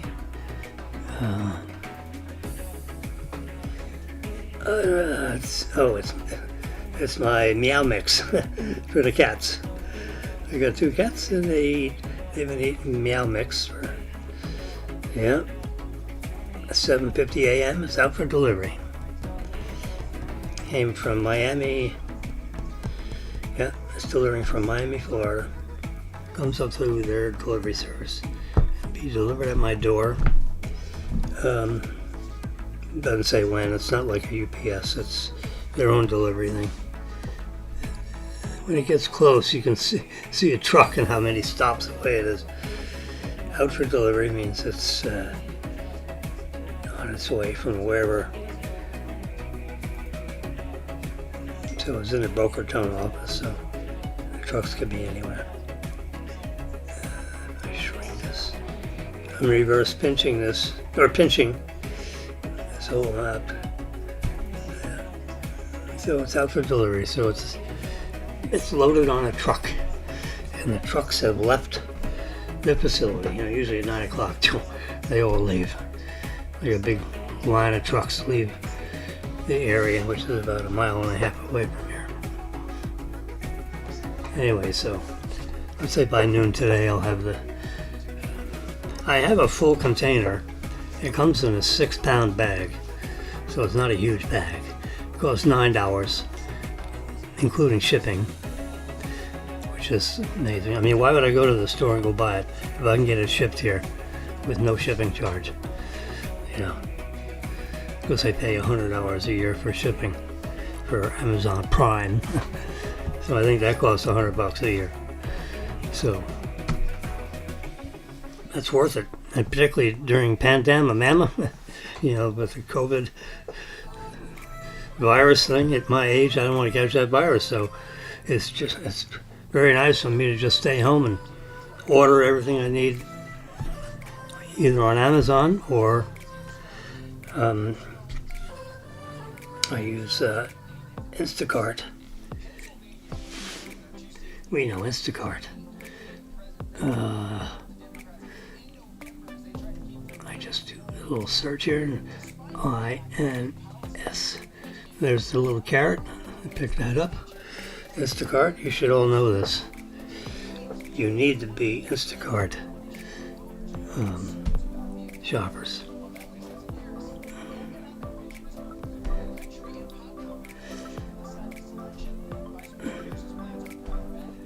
And I just hit Publix. I can get my delivery by 9:45, and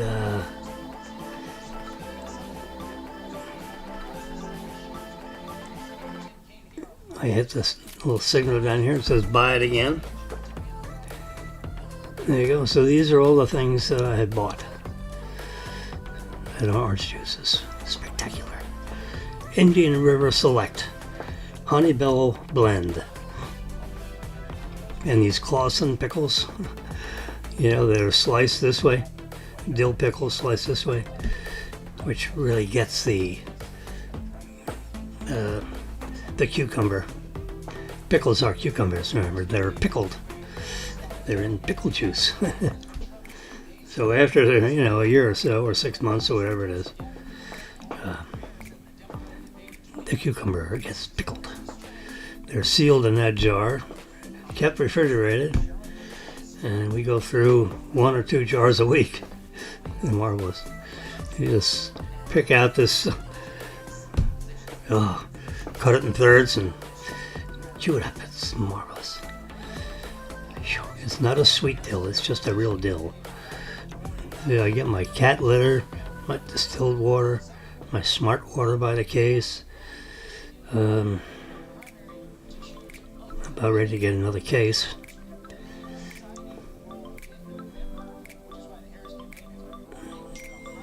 Ice cream, we don't buy a lot of that. Olive, I just bought a thing of that. There's a mushroom soup, I eat a lot of that. Spaghetti, I eat a lot of that. These pretzels, these super pretzels, these are fantastic. Super pretzel. They're kept in the freezer. And you take it out one by one. Comes like 12 of them or something in a box for $6.63. And you take one out and put it on a paper plate, put it in the microwave for about a minute if you have 2 sticks. 45 seconds if you have 1 stick. If you do more than that, it's going to get burnt. Now here's a pretzel that these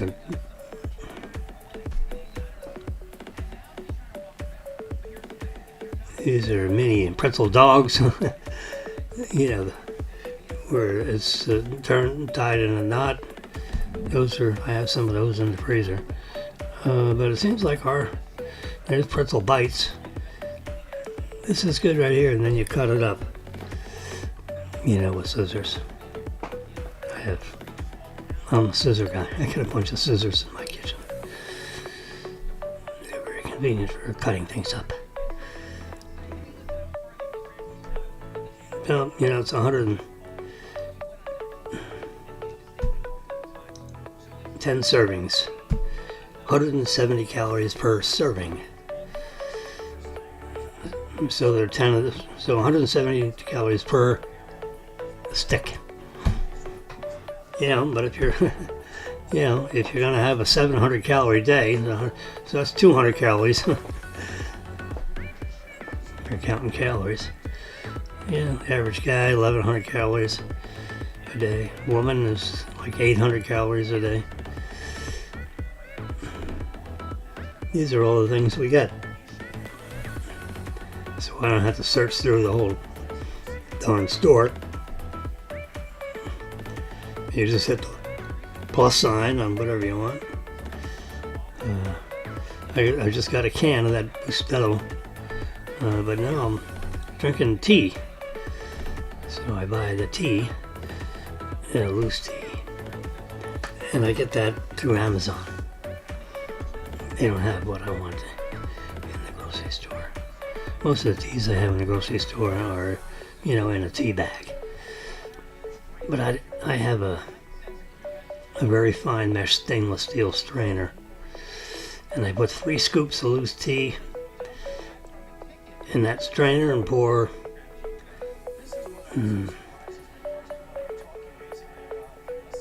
it's about 2 liters worth of boiling water on top of it into an urn, and it sits there for 10 minutes. Pull the tea strainer out of the top, and by the time you pour all the water in, you've got an up-brewed tea, making iced tea. And then I put that in gallon jugs and put it in the refrigerator. Anyway, so that's how so between Instacart and Amazon, I rarely go in the store. I'm going to go into Publix today because they don't ship my drugs. You can get my drugs, pills and things from Instacart, but none of it can be a refrigerated drug. So you pay an extra $5 and the guy will pick up your prescription drugs, and it goes on the bill. One bill. But if there are any of the drugs that are refrigerated, they won't include those. So you gotta go get those to sign for them. So you sign for it on Instacart, they have a little signature thing. Makes the drugstore happy. But they will not allow Instacart to deliver refrigerated drugs like insulin or Wegovy or Ozempic. Any of those things need to be refrigerated. You have to go get them yourself. So other than that, you really don't need to, go in the stores. And if I don't need to go in the stores, I don't. Because the less contact I have with, society, the better. Because I don't want to catch stuff. Even with all that, I still have a cold. It seems like every 6 weeks I get something. So I have a little bit of doxycycline and a little prednisone and the Sudafed, which is that's pretty much when I had really acute bronchitis and my lungs were in really bad shape. I just walked into the emergency of the hospital, and they put me in there for 2 or 3 days. Found out my blood oxygen was too low, so then they prescribed oxygen tanks and all that, which I have here. So if I'm too active and taking heavy trash down to the trash room and coming back and forth a lot of, 400 steps, with carrying heavy loads, I can get winded. So then I sit down on the couch and breathe oxygen to keep my blood oxygen level up.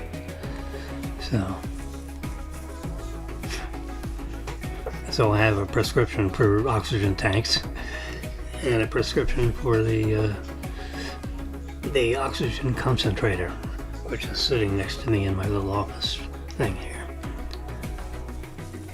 so I can sit in the seat and turn on the concentrator and put a little mask on my face and breathe oxygen for 15 minutes and get my blood oxygen up. Then turn that off and go on about your way.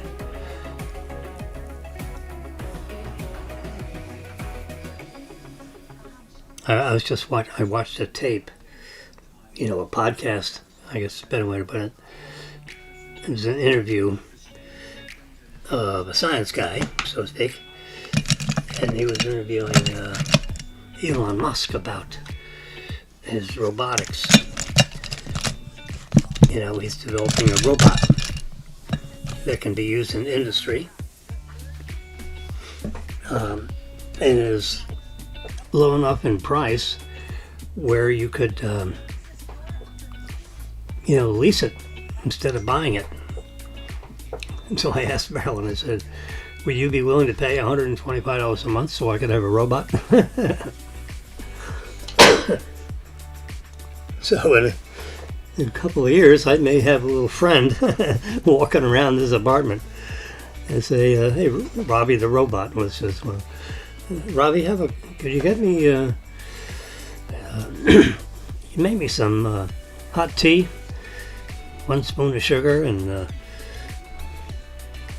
about 3 ounces of half and half, and the robot will go do it, and it will talk back to you. You can select the voice. It could be Marilyn's voice, it could be my voice, it could be, whatever voice comes with it. The society is going. I mean, Elon Musk is really bringing us into the 21st century with all his things he'd like to do. But I mean, he's talking about he's got a 3rd generation robot already that's in production right now, and he's going to sell millions of these robots. He's going to sell more robots than cars, times 10, as he says, an order of magnitude. That means 1, 10, 100, 1,000, 10,000, 100,000, a million. I mean, an order of magnitude is moving a decimal place over. But he always uses the terminology by an order of magnitude. We'll be selling robots, an order of magnitude larger than what we just did. Now, he hasn't, he's just now get this 3rd version of his robot is, a couple of tweaks here and there, is ready for delivery, to, people that want to buy it. Probably cost around $20,000, cost him $10,000 a piece to make, and he'll sell it for $20,000. We may skinny that up a little bit so that, Jimmy can have one of those. But if the price came down enough where it was the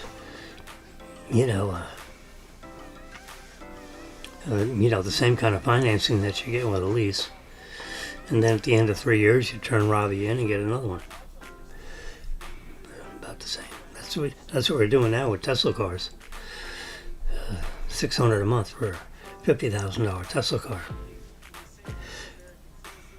So just divide. We can just do the math here.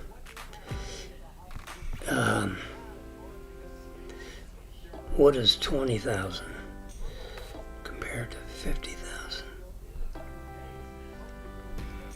That's 40%. 4 times 6.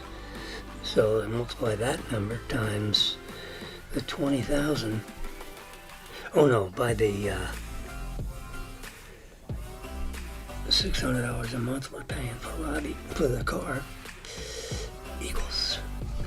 That's about $240.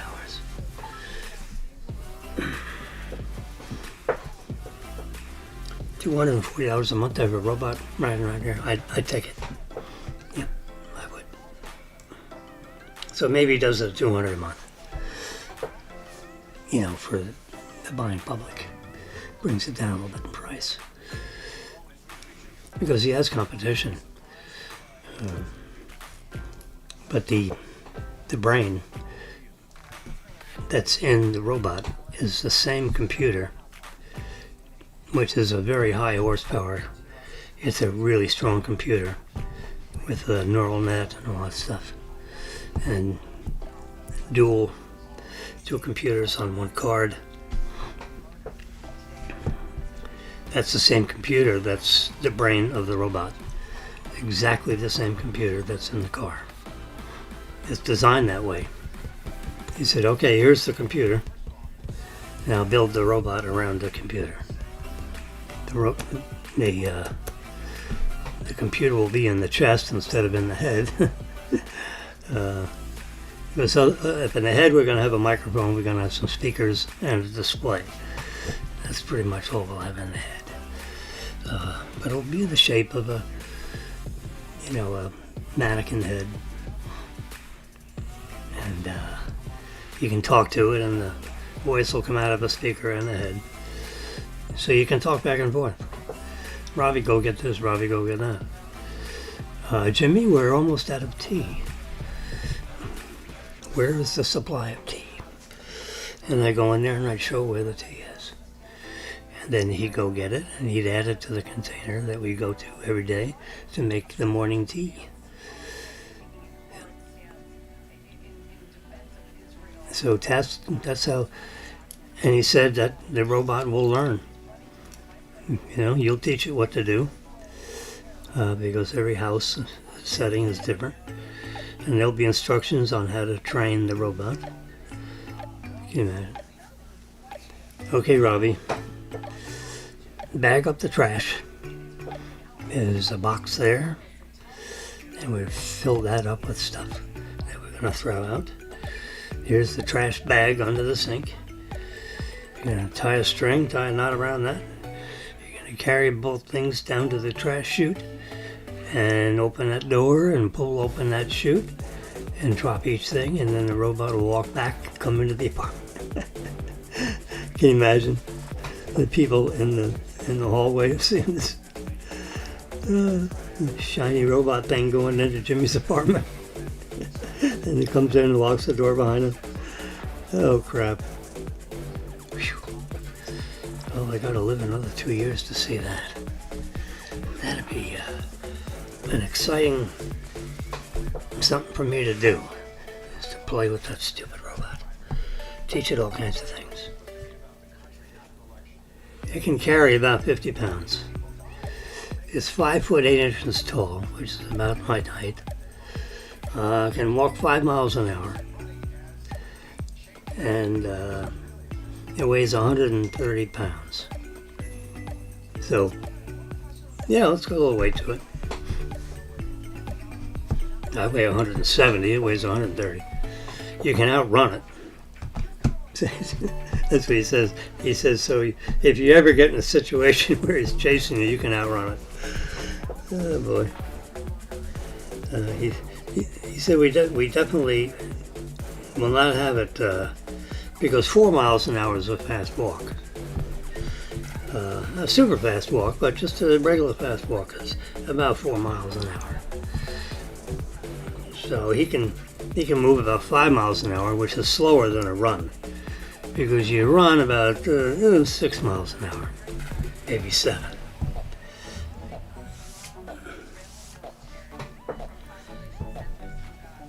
No clue about this. Let's see if there's anything. I don't think we got a lot of polling data. See, so a lot of these polls that you're seeing, it's all data that's, up through August 29th.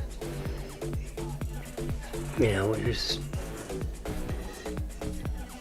have to get it past, about a week past the day that Robert F. K. Jr. Had this big press conference about him dropping out of the race and putting his full support to Trump. And I'll be working with him on his campaign because we need to have him win the presidency, because the present administration, which is what you're going to get with Kamala, she doesn't have any new ideas. I mean, she's flipping and flopping, but she's not going to do it. She'll say something to get elected. Remember, Obama said you can keep your doctor, you can keep your this. You know, with Obamacare? Well, guess what? You can't. You know, and he knew it. But it was a nice little slogan, you can keep your doctor, you can keep your office, with if you get Obamacare. Well, Obamacare, you have to go in a plan, and the doctors have to agree to the pay schedule in the plan. And my doctors aren't in the plan, because my doctors are better than the average run-of-the-mill doctor you find in the inner city somewhere. There are doctors that will accept a lower number, but they probably haven't been practicing medicine, for more than a year and a half. But if you've got good seasoned doctors that have been in the business for 25, 30 years, that's the kind of doctor that you want. Because remember, doctors say they open a practice. They mean that. When they say they're opening up a practice, that's exactly what they're doing. They're practicing on you, because there's no manual on how to teach, how to medicine somebody. I mean, you go to medical school. I was a pre-med student. Then you take a class in this, and you take a class in anatomy, and you take a class in joints. You take a class in kidneys. You go through every major organ in the body. And then you look at the bones, and the muscles, and the ligaments, and all that. You memorize all those pieces. And you go through all the different departments, like neurosurgery in the brain. You want to be in, you want to be in the orthopedic, you want to be in the knee business. You want to be in the ankle business, the wrist business. You pick a specialty. If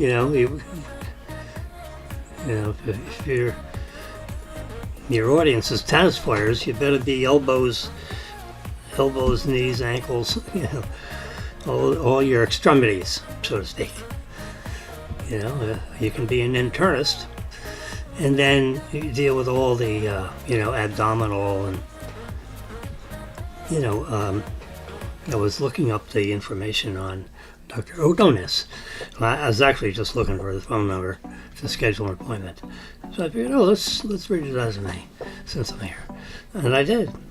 And he's actually certified as an internist, which is a specialty. You want to be abdominal. He does the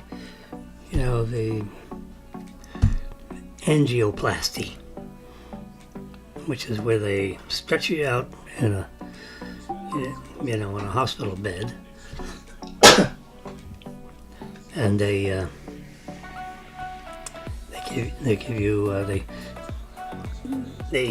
go in your femoral artery on your left side, and they open up they put a little appendage in there, which opens up that artery, and it's machined to accept the digital camera that's on the end of the angioplasty insertion.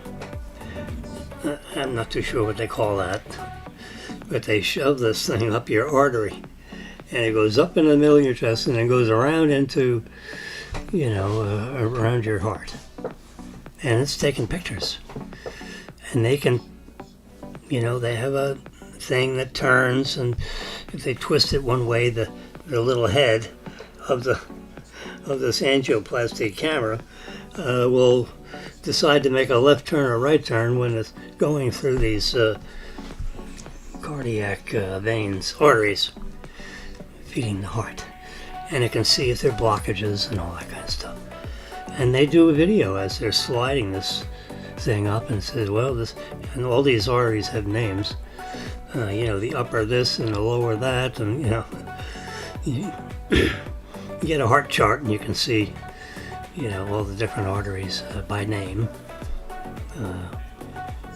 Marilyn has a stent in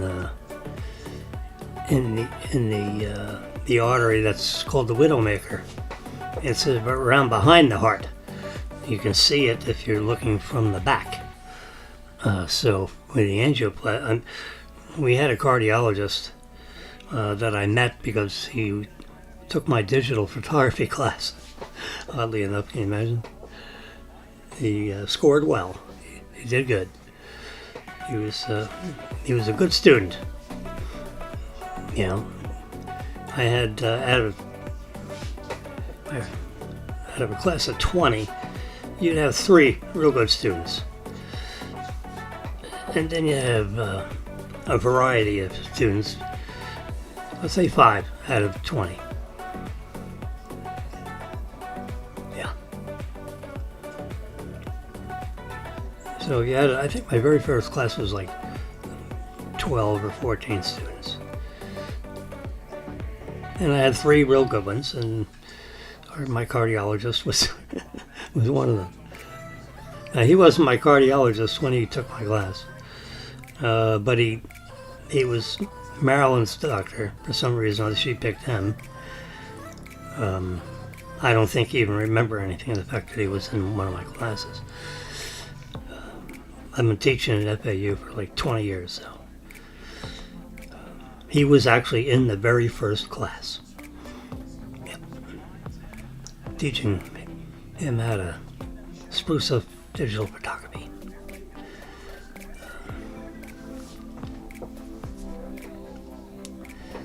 So when he did a study on Marilyn's heart because I believe she had beginnings of a heart attack when we were riding our bikes. We were riding too fast, and we were connected with our cell phones with earpieces, so she could talk to me and say, "Jimmy, we got to slow down. I need to stop riding for a minute so I can catch up my breath." So I said, "Okay." So I rode around back and saw her, and the whole top of her chest and her neck and her head was all red. I figured, uh-oh, that's not good. So I said, "Marilyn, just calm down. Do you need to lay down or can you stay erect?" She says, "I can. Let me just rest for a minute." So we rested for a minute, and I said, "Well, let's turn around and go home." He goes, "We don't want to stress you out anymore. And then we'll call, someone that's in your plan and take you to him." So it turned out to be the Dr. Phillip. We won't use the last name. So we did a full scan on her heart and all that kind of stuff, and then we had a conference where Dr. Phillip talked to me and Marilyn, and she wanted me there because I'm a little more academic, and I'll pay attention. She'll hear part of it, and I'll hear part of it, and we don't necessarily hear the same thing because you're all listening, but I might, you translate what someone says in your own way with your own life experiences. So she heard the story one way, I heard the story my way, and then we'd ask questions of the doctor, and when we had our conference, he said, it's a 95% certainty that all these arteries are clear. I said, "Well, we need to do this again." So she had, I said, we need to check to see where the other 5% is, because she was in the other 5%. I witnessed what she had, and it was something that would require a bypass or a stent. Something wasn't working right, put it that way.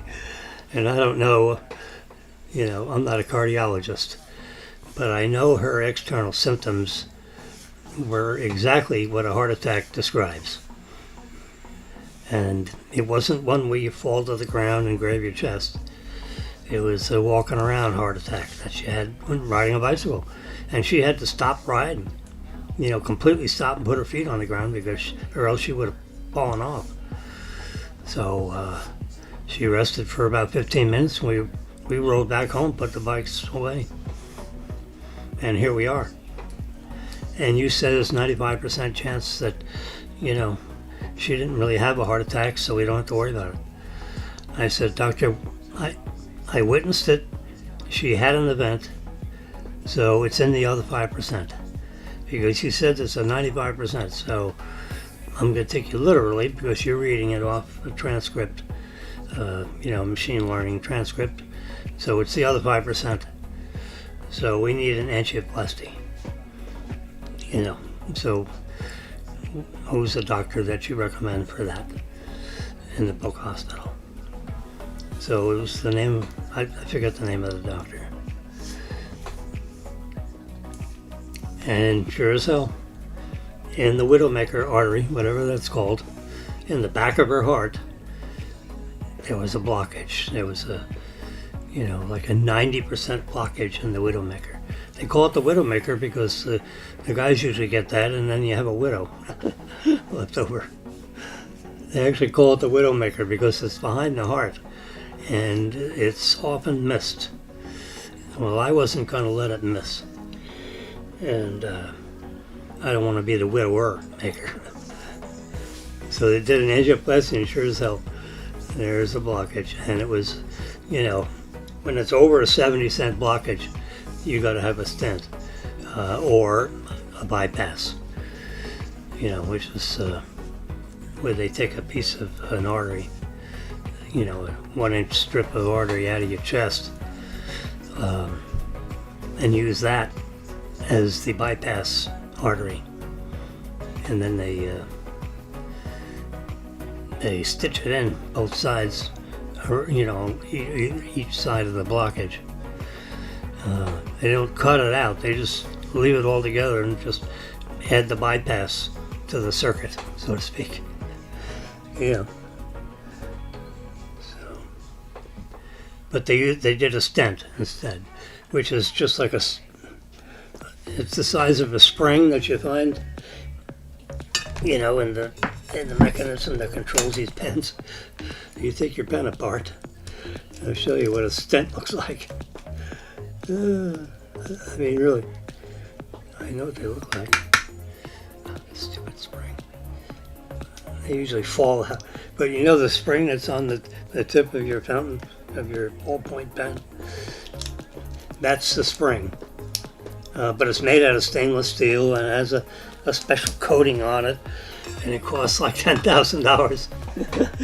It's medically sealed in a package that, it's unbelievable. And that's what a stent is. And they use that angioplasty thing, and they put that stent, which is a stainless steel spring. Same kind of wire. The same gauge. Looks just like a spring out of your fountain pen. That's a your blue pen. I couldn't get it out of here because the spring is like stuck in there. But you can look at one of those springs. That's what a stent does. And it has a special coating on it so your blood cells don't clot up around it. You take a drug like Brilinta, 90 milligrams of Brilinta for a year. Then you get down to 60 milligrams of Brilinta. And you take that every day. And that's like an anticoagulant to make sure nothing clogs around. Take an aspirin every day, baby aspirin, which is, like a blood thinner. It has the effect of a blood thinner. So that's another aid to prevent clotting and free flowing of your blood. Aspirin is magical. Acetylsalicylic acid, not Tylenol. Literally a baby aspirin from Bayer aspirin. And I remember my grandfather told me, take an aspirin every morning like a vitamin, because that's a magical chemical. And the reason, he said, what brought it to mind was aspirins in the old days, that's what you took for pain. You know, if you had a knee pain, it's like a anti-inflammatory, but it has all kinds of other helpful things that helps in your body. And he says, all my arthritis patients took aspirins every day to help with the pains in their joints, arthritis. And he says, none of my arthritic patients had heart attacks and died. All my other patients had heart attacks and died, but none of my arthritis patients got heart attacks because they all took aspirin. He goes, I told them to take aspirin because it was a universal painkiller, and it wasn't the kind that was like habitual. You wouldn't be hung up on it or anything like that. No drug side effects, anything like that. So he said, take a low dose aspirin every day like a vitamin. And I did it. I've been taking it ever since he told me that, because I believed him. I didn't have arthritis. I took the aspirin anyway. I didn't take a 300 milligram aspirin. I think it's 350 milligrams, the standard dosage that's in the acetylsalicylic acid that's compressed in a coated aspirin tablet from Bayer.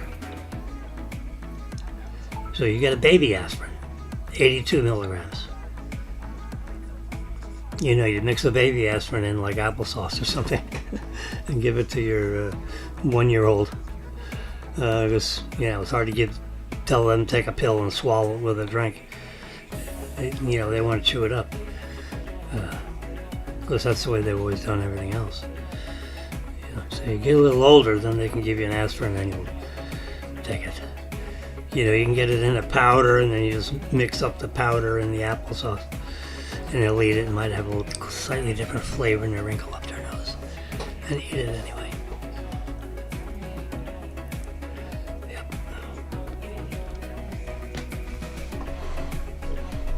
Anyway, so I think I'm 2 hours and 40 minutes on the phone. I wasn't even expecting to be on the air today, but seems like Marilyn is still sleeping. She'll probably sleep till 11. I pulled down the blinds so it stays dark. Yeah, let her sleep. We're not doing anything today except hanging around. I'd like to go to Publix sometime today. I said, Marilyn, you don't have to go. I said, I'm going to get the drugstore. If you want to ride along and walk around the Publix and get a few little things, if you want to do that. Depending on what time of day, maybe we get a hoagie or eat out somewhere else at your desire. I wouldn't mind having a sliced chicken hoagie with lettuce and tomato and mayonnaise.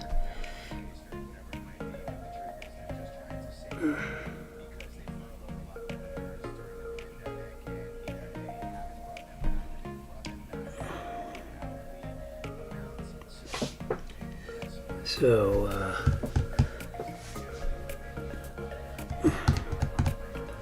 Ludwig Oberg has a torn meniscus.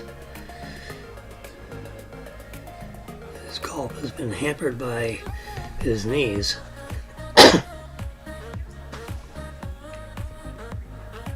Scheffler's not complaining.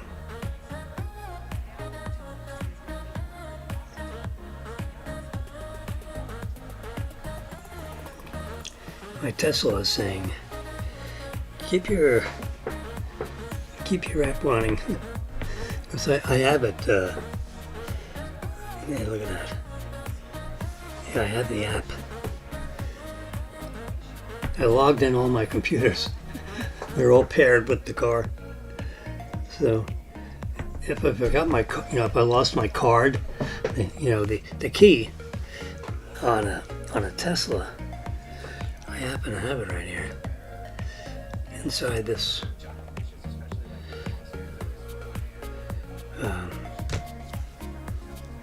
I think it's in this one. There's my driver's license, and just pull open this silicone case. Nope, that's my ID. It's in this one behind my debit card.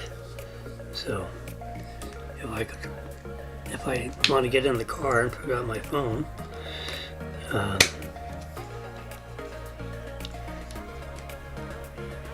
not carrying the car key. Where is it? It's in the red one. Maybe it's this red one. I got a business card in there. So if I was going to like valet, yeah, I'll take this out. So I've gone through this trouble. See, here's a credit card looking thing, but it's not a credit card. It's just got Tesla's name on it, and it tells you where to tap it. Right in the upper part of the column between the front and the rear of your doors. It's a 4-door car, right? So the little column that's between the two doors, up on the top end of that column, you just press it against it, and that'll be your car.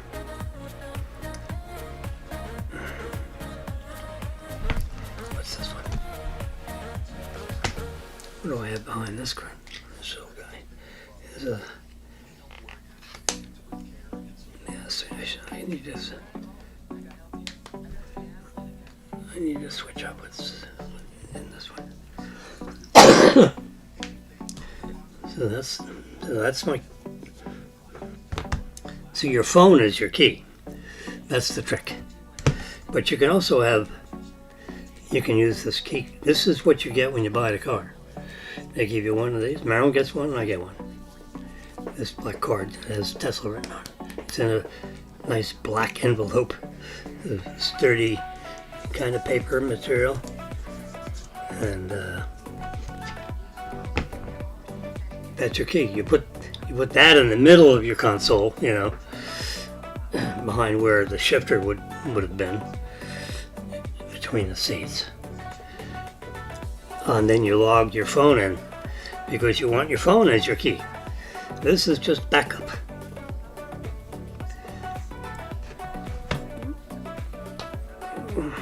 Which one's it? All right, this has got my driver's license and my concealed weapons. That's in a black case. Okay, that's okay. But and this one should be the Tesla card with just the because if I gave this. If I drove in where I was using a valet service, the Tesla card is in here with my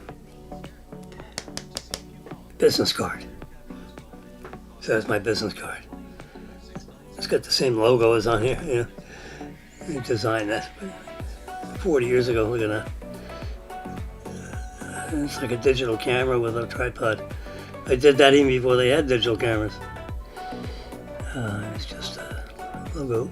It's got my phone number on it, my email address, my name, of course, digital imaging, professional training programs. Yep. That was pretty good. So I have that in a red case, so it's very obvious to the, you can put his little clip on there and hang it on the board. This is my license, so I keep that in my back pocket.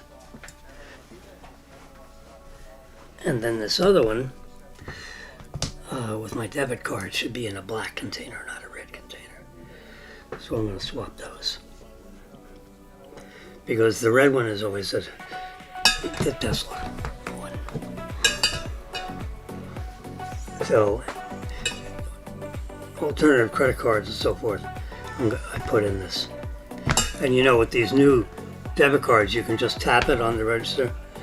Well, that's what's here. It just needs to be in a black case. So my color coding is consistent. I'll do that after we get out of here, which I'm about ready to. But there's the car. You can't see it there. Let's do it here. Yeah, this is. There's the car right there. Oh my God! It says a software update. Could this be true? 1300. So there's new software I could load into the car. Release notes. 2631. Minor fixes.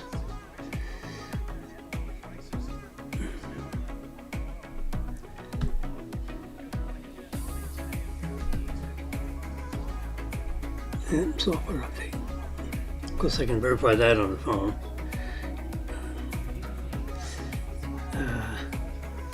The Tesla app should always be running.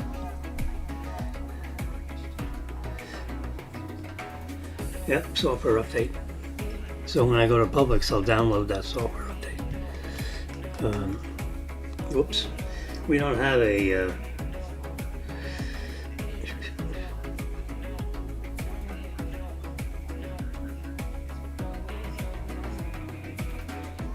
I turned on the light by mistake. Alright, do this little dance.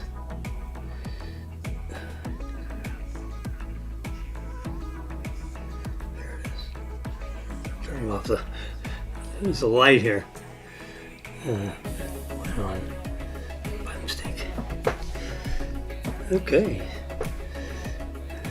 Let's see, real quick politics. Let's just check, see if there's any more polls. No, there's 2 polls. By ABC News. It's a Democratic leaning poll.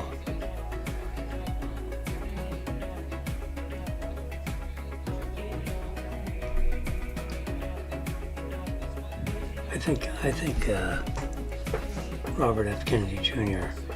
teaming up with Trump is quite a, and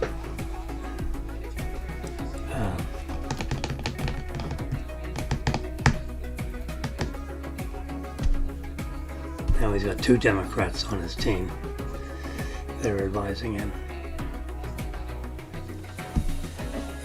He's an interesting character, and he wants to do what he wants to do. I want him to do it. And he's a common sense, hard-nosed businessman.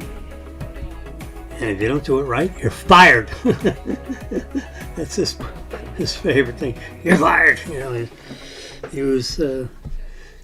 had that show, The Apprentice, and he cycled through all these celebrities through The Apprentice to see who would. He had like 8 or 10 celebrities. They'd sit around a conference room and they'd answer, topic questions every day or once a week. I forget what, but he had 14 seasons of it. And then he dropped out he stopped, and it was a huge, big selling NBC program, I believe, NBC. It was on top of the list of popular shows. And he just stopped. He's making millions. Which, when you're a billionaire, millions doesn't mean that much. It's hard to believe, but when you're a multi-billionaire, millions doesn't mean that much. It's like, $10,000 to a guy like me, to a multi-billionaire.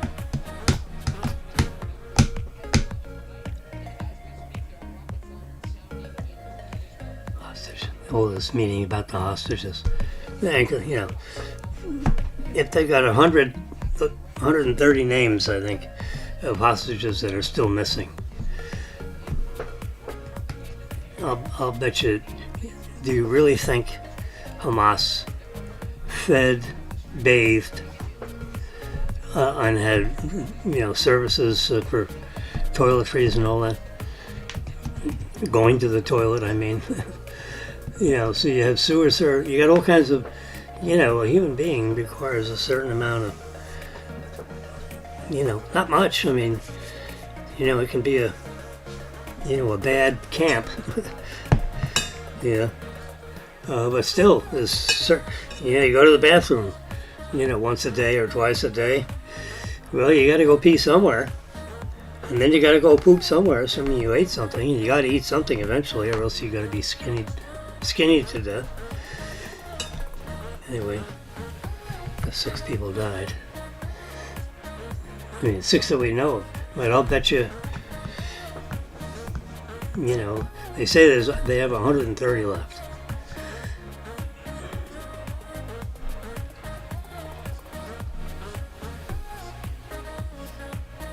Here are the 6 we're talking about. Right there.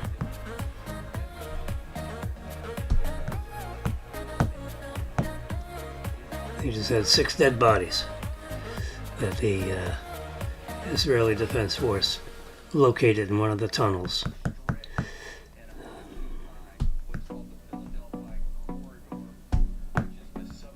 In the Gaza. Yeah, just dead. The Hamas is, they're a militant group that, that's why they got to kill. They're like ISIS.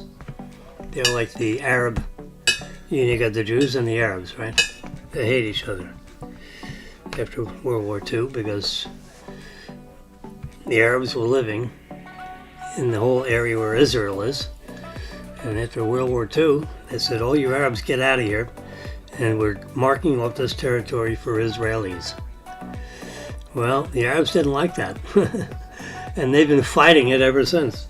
They just said, they basically threw them out of their homes and said, okay, you Jewish people, you can have, you couldn't have all this property, it's yours now.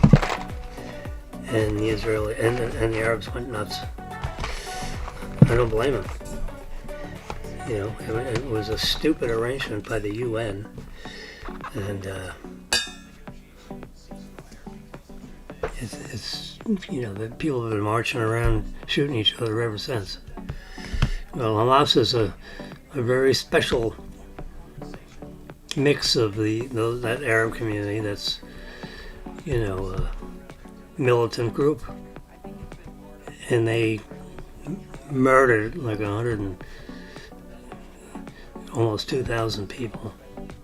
And then the Israeli Defense Force got up their muscle and has been, they basically started getting rid of Hamas. They started from the north and they went south. And they were in the last city. It has about a population of 1 million. And the Israelis Defense Force keeps announcing on a certain network, radio and TV, saying you need to get out of here.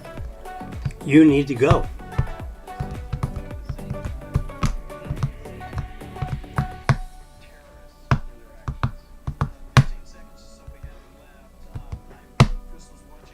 So they're having a big march in Jerusalem right now for the funeral of the Israeli Americans, the six people I showed you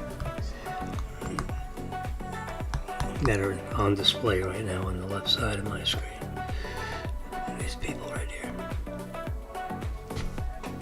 They're having funerals for those 6 people right now in Jerusalem.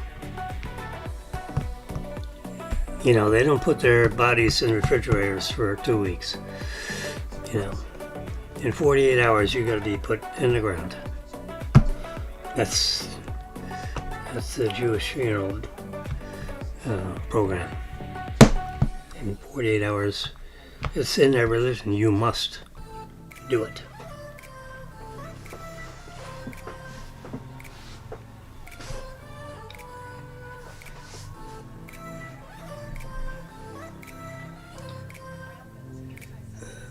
Where's my clock? There it is. Wow. Okay. With that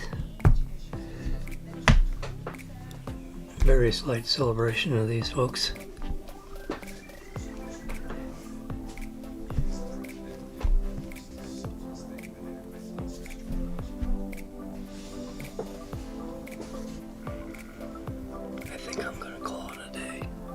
And we'll see you tomorrow. Tomorrow is, this Monday. Tuesday. No more holidays. Marilyn goes back to work. And I'll be up here about 10:30. So you all have a nice day. Be careful. Use Instacart. Don't go into the stores unless you have to. Yeah, I gotta go get my medicine.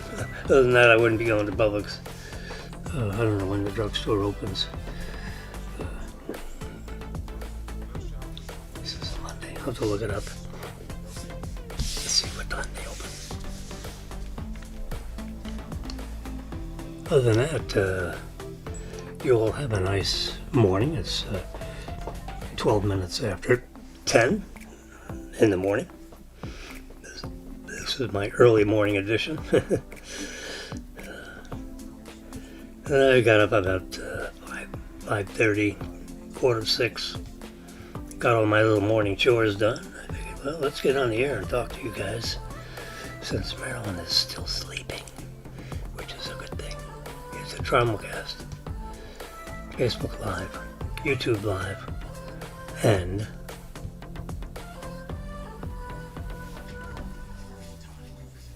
Twitter Live, which is the third social network. Those are the only three that I ever look at. You know, you have a couple of these other ones. I can't figure out exactly how to stream on them. So, I could add a fourth. I have a handle, and I'm a member of the fourth one. And you probably know what it is, and I don't remember. I can't remember what it is. I'd have to look at all the apps. You know, it's a messenger type app. I'll look it up and see if my system, Ecamm Live, will work with that networks. I'll check it out on the help screen here on hide. Is there a help? There's got to be a help somewhere. It may not be available when you're transmitting. Anyway, I'm going to get out here so you guys can go back to whatever you're doing. If you're listening to me, thank you very much. And if you're not, you're missing out. From sunny Boca Raton, Florida.